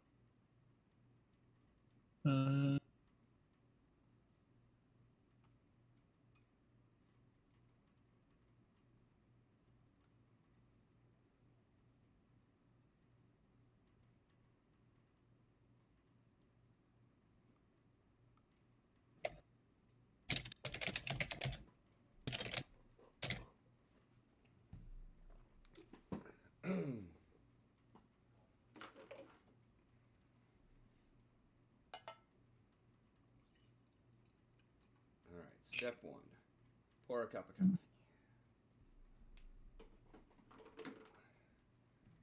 Step 2. Pour a cup of broth.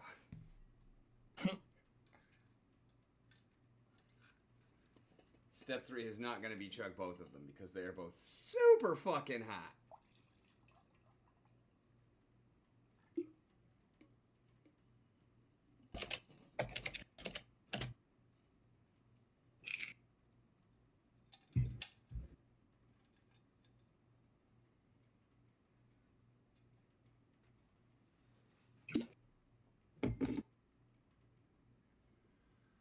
Shit.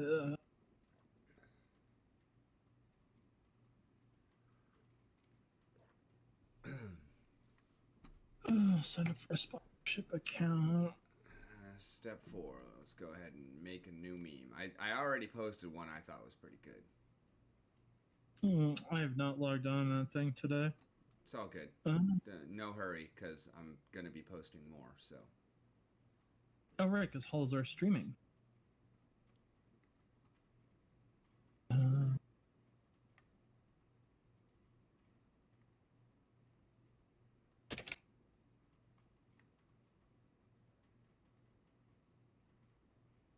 Which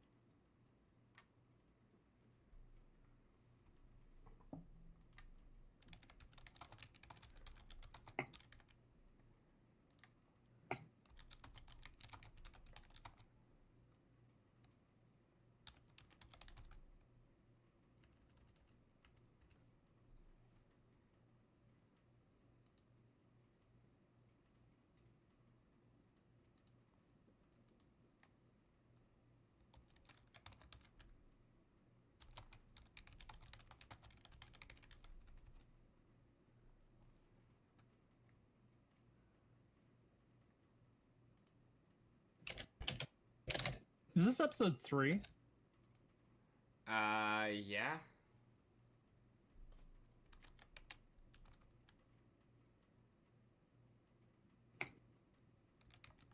Um.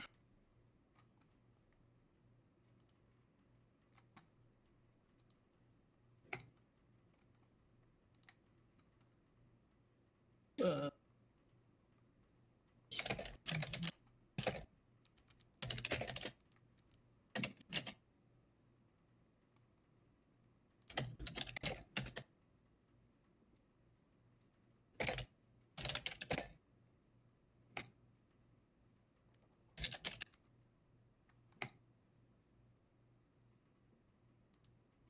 Wow, I just made a meme that is literally only one word different from a meme that I have already fucking made. I presume it'll be vastly and wildly successful, right? No, I'm not gonna post it. Oh, is it one of those that would get you fired? No, it's the Hobbits. We've had Okay. one, yes, but what about second fake land release? The one that I already made and posted probably like more than a month ago was the exact same meme, only it was, we've had one, yes, but what about second land release? I didn't put fake in there.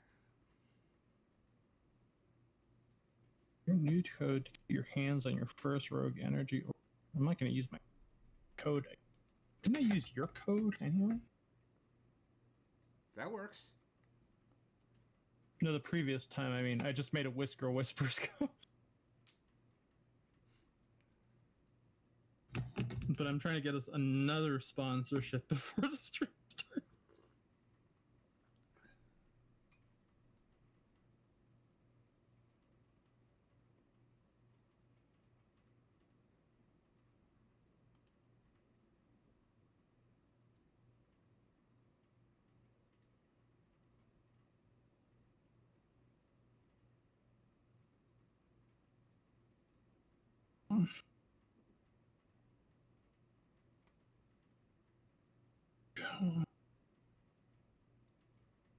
Rogue, what are you doing back there?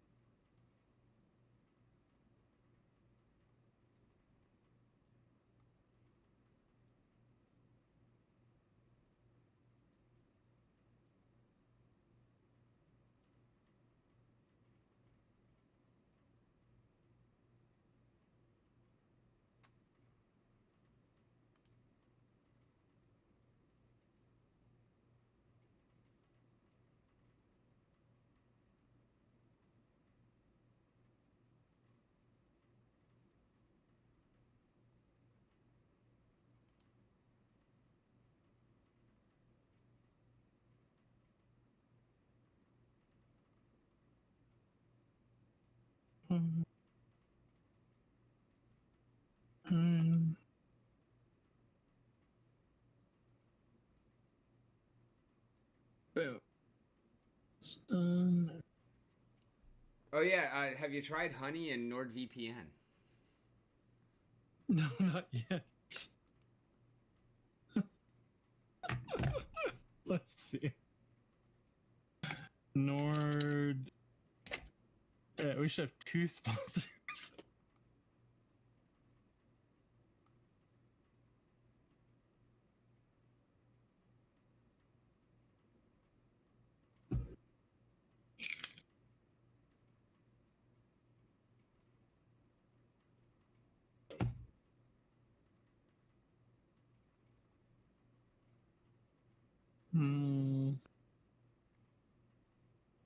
Trans-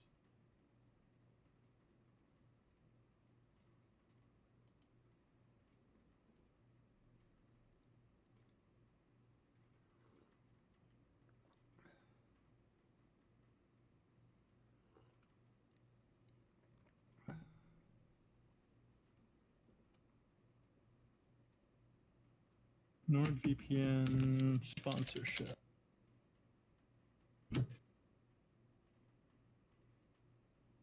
Oof.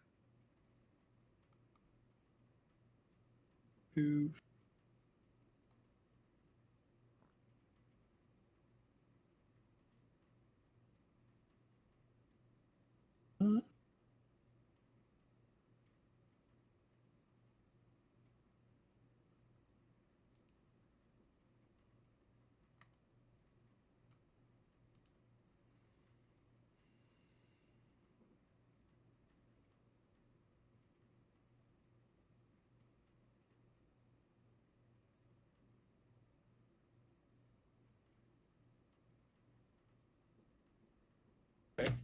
What is this?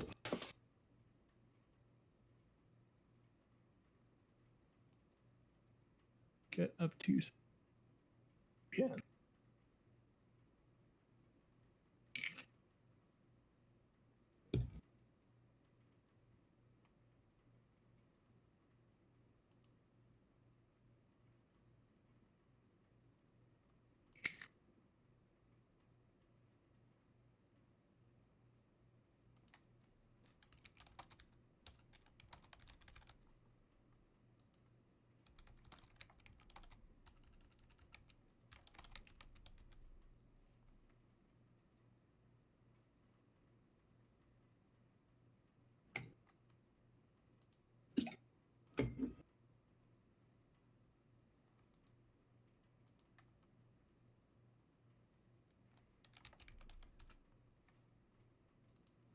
Yeah. This one's gonna hurt some feelings.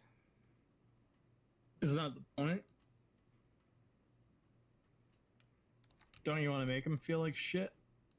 Wait, they I have wasn't no saying that to complain. Wait, I forgot they have no feelings.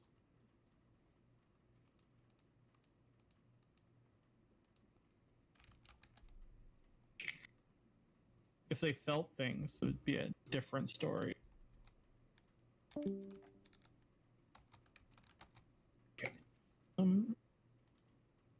Click here and follow 3 simple steps.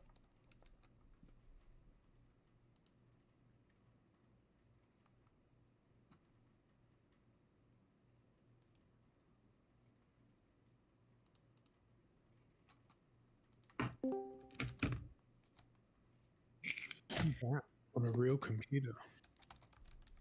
Sorry, I'm being a successful affiliate marketer here, dude. You can't just have us be sponsored by a cryptocurrency project that you're actively involved in. No, we're gonna have 2 sponsors tonight, I think. Fucking hell. Unless this one requires approval. I already got us one. Is it a surprise? Not really. I mean, it can be. Because I went up to go get a snack, and then I'm like, literally stood up and thought, I don't feel like a snack, so I went and put the laundry. You Works two for me. Yeah.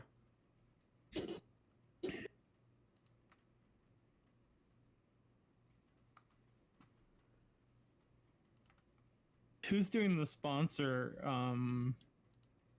bits? I'll do a sponsor read. I'll do one Ooh. since you got them. I'll read one. Well, no, I think we're making them up on the fly. So Rick, you can do Rogue Energy. Oh, And I'm trying to get us NordVPN for all of us to do.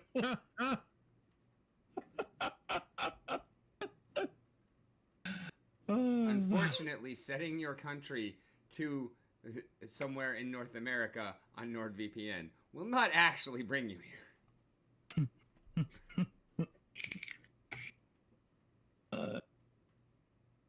if you want to watch that annoying sports ball that they play in the US. Why is we're gonna need to have our own channel to upload this stuff too.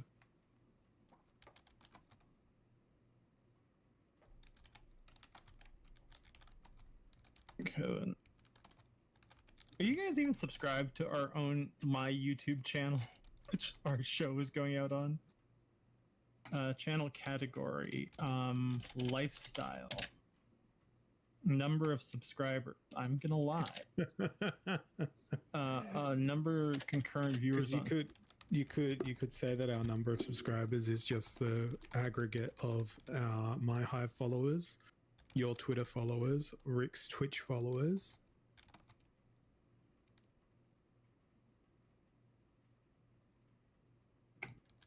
Is NordVPN going to give it to us automatically, or do they need to check manually? I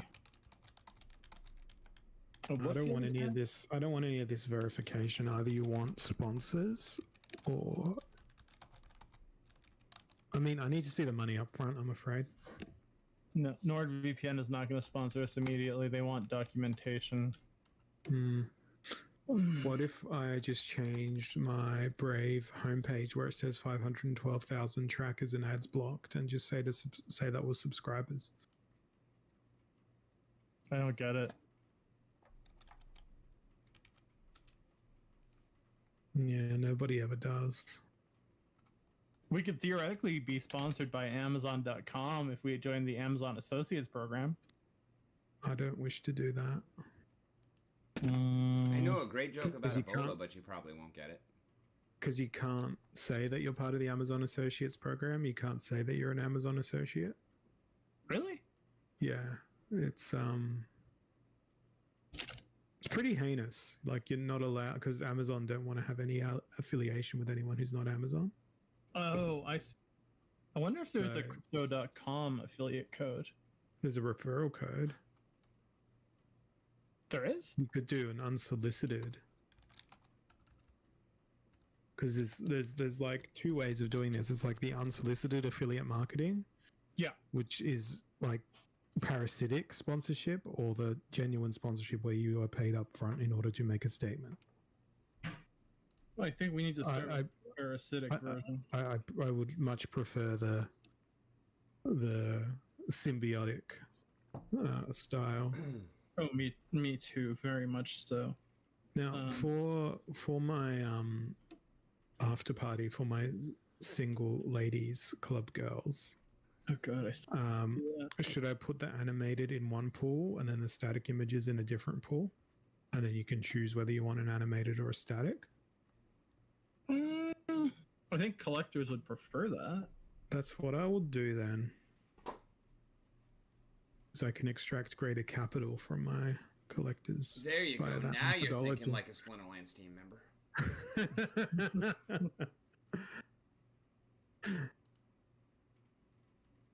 Crypto site, crypto exchange, referral code, whatever, crypto.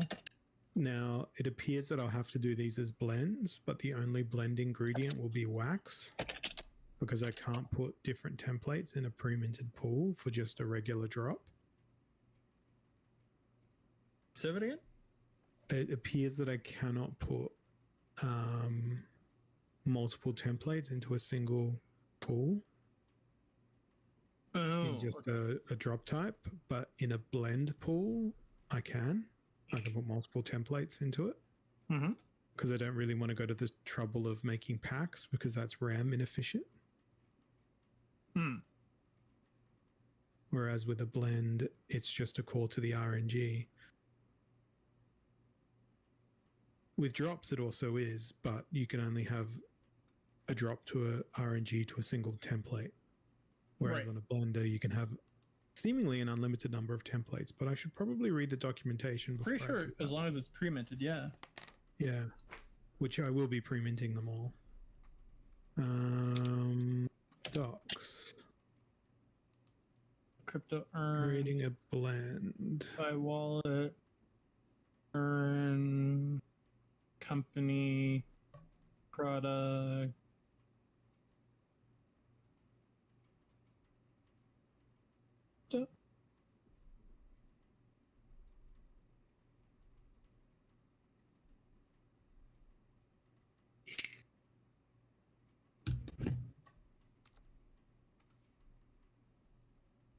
Go to off.crypto.com, users sign up.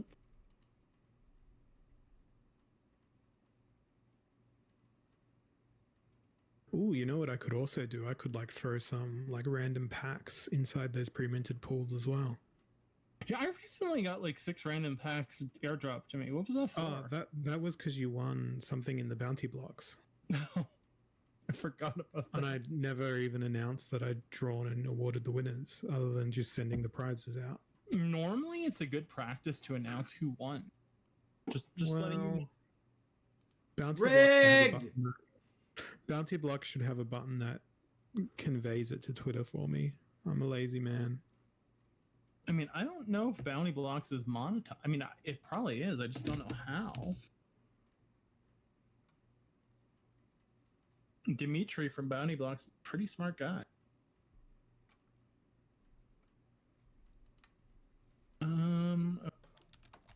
Why is this freezing up on me? Oh, refer and get 25 USD. How do we do that? Oh, here we go.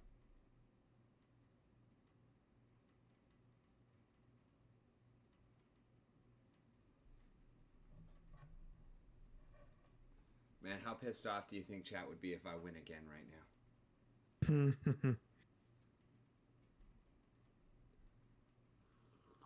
Okay, I have a crypto.com referral code. How should we do this? I mean, in all likelihood, no one's going to actually use it. I completely cancelled my crypto.com account. Okay, we'll just use this referral code, and we'll be sponsored by crypto.com. Can we actually say that, though? Like, sponsored by, if they're not sponsoring us? Like, you can support the show by using our referral code. Yeah. But we literally are sponsored by Rogue Energy. No, we're not. We're a Rogue Energy affiliate. Pretty sure it said sponsor somewhere. If they're not paying us, then they're not a sponsor. That's true. Oh, yeah, and we do actually want...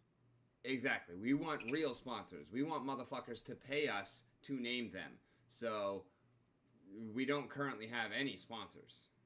Wouldn't it be kind of insane if I woke up tomorrow and someone had created a crypto.com account and we got $25? That would be pretty dope. I guess we'll have to put that in the text box at the bottom of the screen.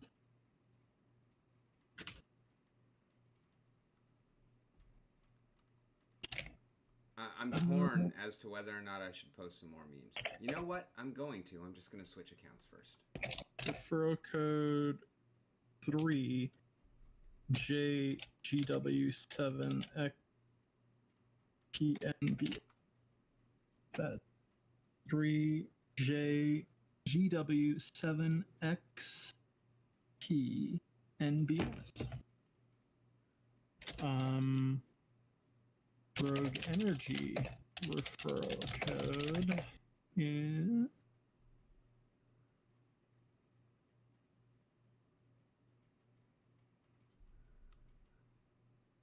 This is gonna sound like a stupid question. Are we Whisker Whisper or Whisker Whisper? Whisker look at the name Whispers. Just look at the name of the chat. Discord chat. No, it's just because I believe that I put Whisker Whisper on the second episode. I could always change that with great ease. And I thought we were Whisker Whisper, so I wondered why it said Whisker Whisper, and I figured it was probably because the S on that keyboard is not working. Is there a quick way I can transfer every single one of my assets from my... How do the staking farms work if I transfer away an asset that's staked in a staking farm? I honestly have no idea. We're about to find out.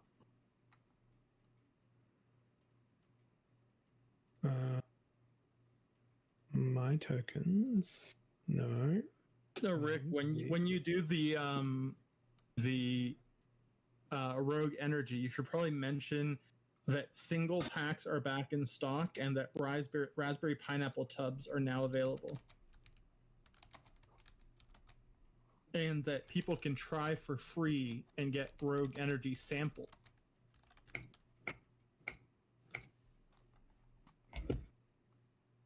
Can the entire show just be sponsor pitches? I only have 2 of them. Because seriously, I've been listening to some podcasts lately, and it feels like some of them are just like 30%. Oh, bro, I'm gonna get us sponsored by World of Warships. All right, look at the stream real quick and tell me if you think this one is a little too much. If you're asking me, it probably is, but hold on. I will not moderate you, kind sir. You need to engage in self-moderation perpetually. I'm fine with this. Should I change looks to feels? You can put both, feels and looks like. That's too Does much. anyone know the maximum number of NFTs I can transfer at one time with Nifty Blocks?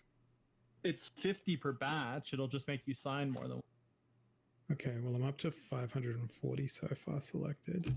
It'll just make you sign 10 times, but you won't really be signing. 11. Well, it's going to be more than 11 because there's a total of 769. Do I have enough coffee to get me? Is there such thing as enough coffee? No, but I do have about a liter and fuck, I should probably make more when I piss.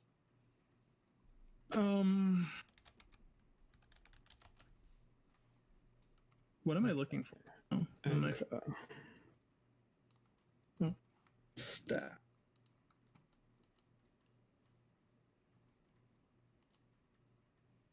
I'm going to send these to...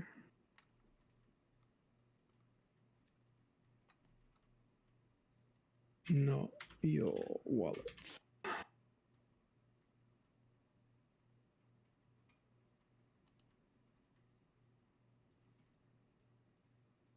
Why would I have to pay for expedited?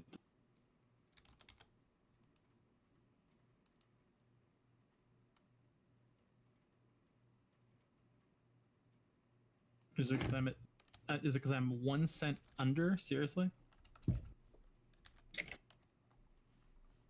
Is that really it? Because I'm at $24.99.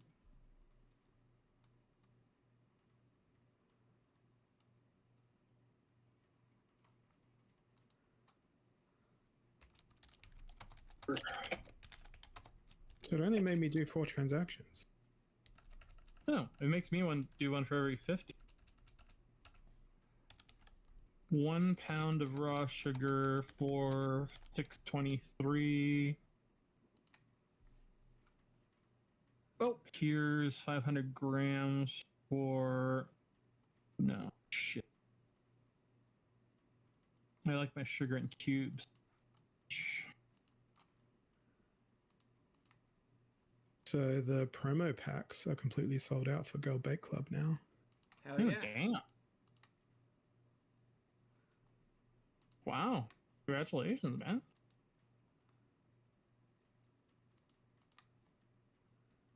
That is quite the achievement. Wow, this is crazy. I just went back and liked everything that I hadn't liked yet, which is up to like 3.5 days ago. And there were 3 of them that are not me. And what, 2 of them were me? No, 0 of them were you. I posted one like 2 days ago, I thought. Last one that you did is We Must Be Roboting. Oh, that was not my best work either. I enjoyed it. Creator Okay, Dash. so How much money am I making right? Now that I have no Bake Club NFTs, let me transfer them away. So let's go over to Waxdow.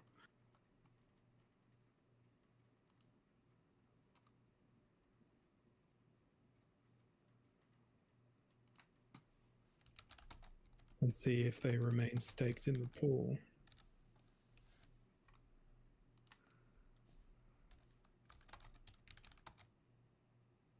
One thing I don't like about the new Waxdow stuff is I can't see what's staked in the pool.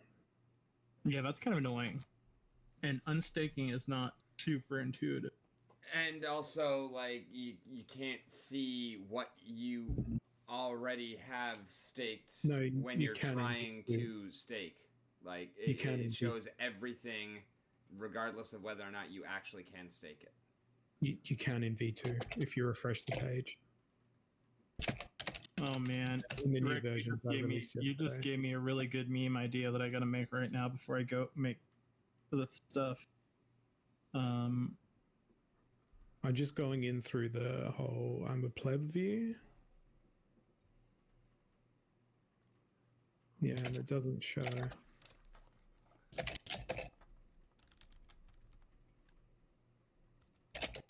I'm about to make a meme that you could not make.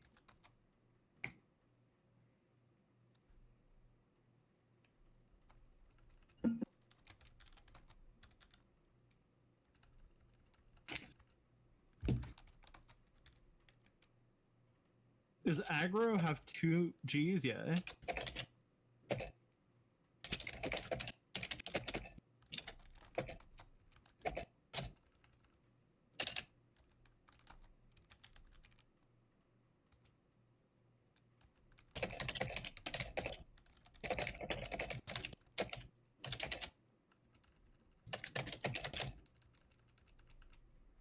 All right, Oh. I'm just asking for a fact check here.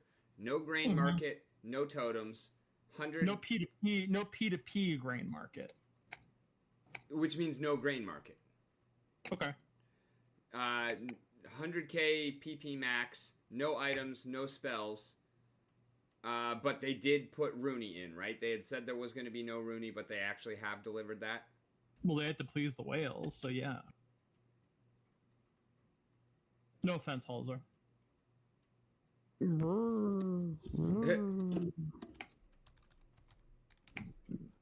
Right, I can't curse.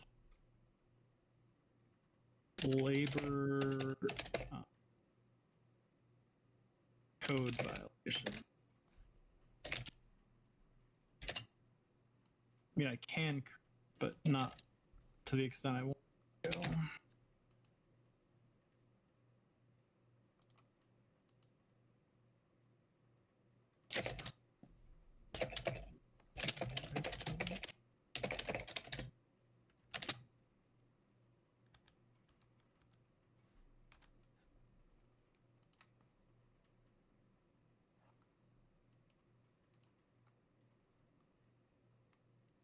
Okay, Rick, tell me what you think of my last meme.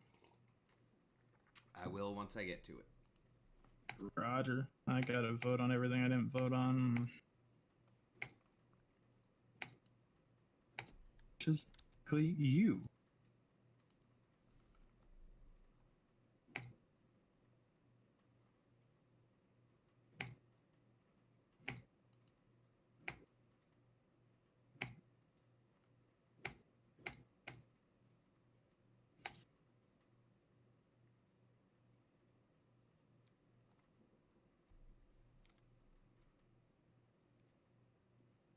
Started.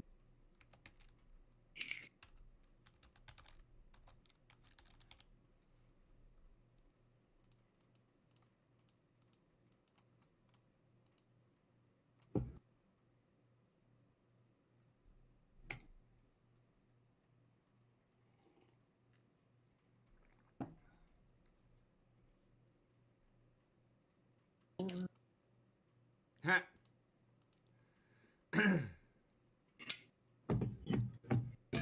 See, I think that there's nothing to stop me. Although, if you're gonna put aggro, you should put aggroed, because that's the name. And you should, if you're gonna do that, you should do aggroed and Yaba Matt. If you're gonna do Matt, you should do Matt and Aggie, or Aggie and Matt. These are all very complicated, like in-group things, aren't they? I'm just saying, like. No, I get it. Yeah, Aggie is the short form. Matt is the short form. Aggroed is the full form. Yaba Matt is the full form. I was trying to be formal. Then it would be aggroed and Yaba Matt. Okay. I'm too lazy to change it though. Is there a lied to us meme?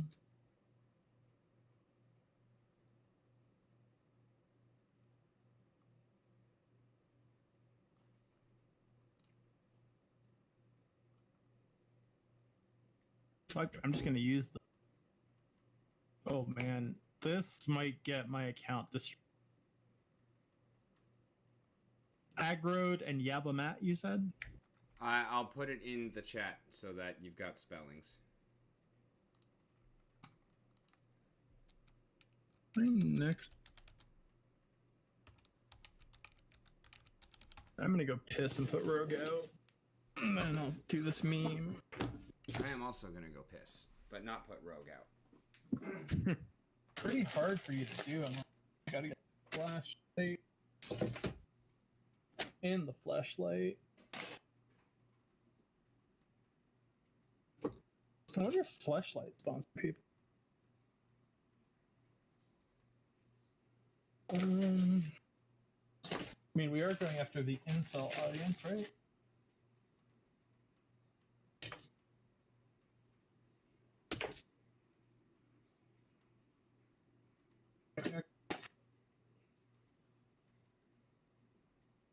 All right, Rook, business, come on.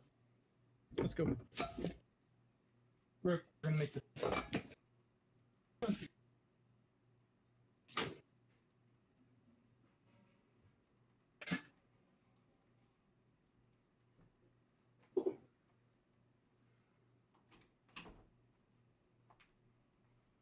All right, quick. While he's gone, what's our topic for tonight?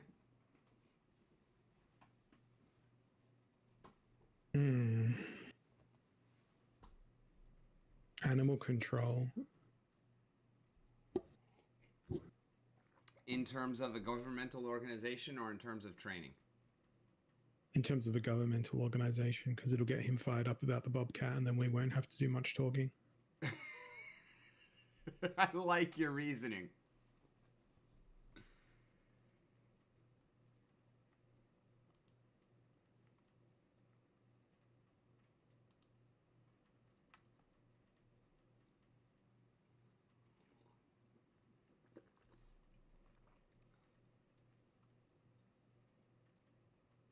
Man, am I going to use a lot of RAM minting all these assets.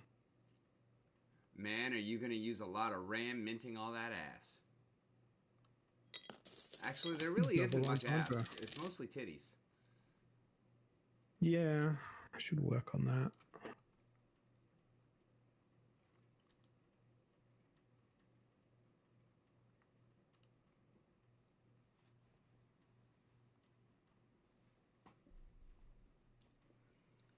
I mean, not that I'm complaining, but it is there.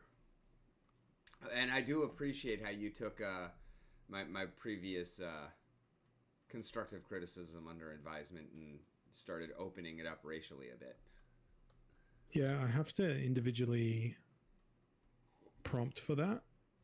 Yeah, I figure it's a lot more work on your end, but it definitely puts out a better image overall. Yeah.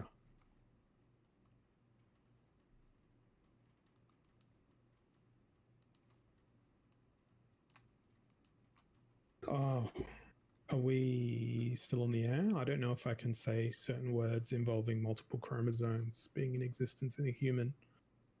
Thank y'all for hanging. As always, I've been Rick. You've been on the mountain, and it has been a wonderful time. We will be live on Rogue's YouTube channel in just a little bit for our Whisker Whispers podcast, and then in 2 hours and 40 minutes, we will be on Splinterlands TV with Holozor. And in the meanwhile, keep kicking ass, because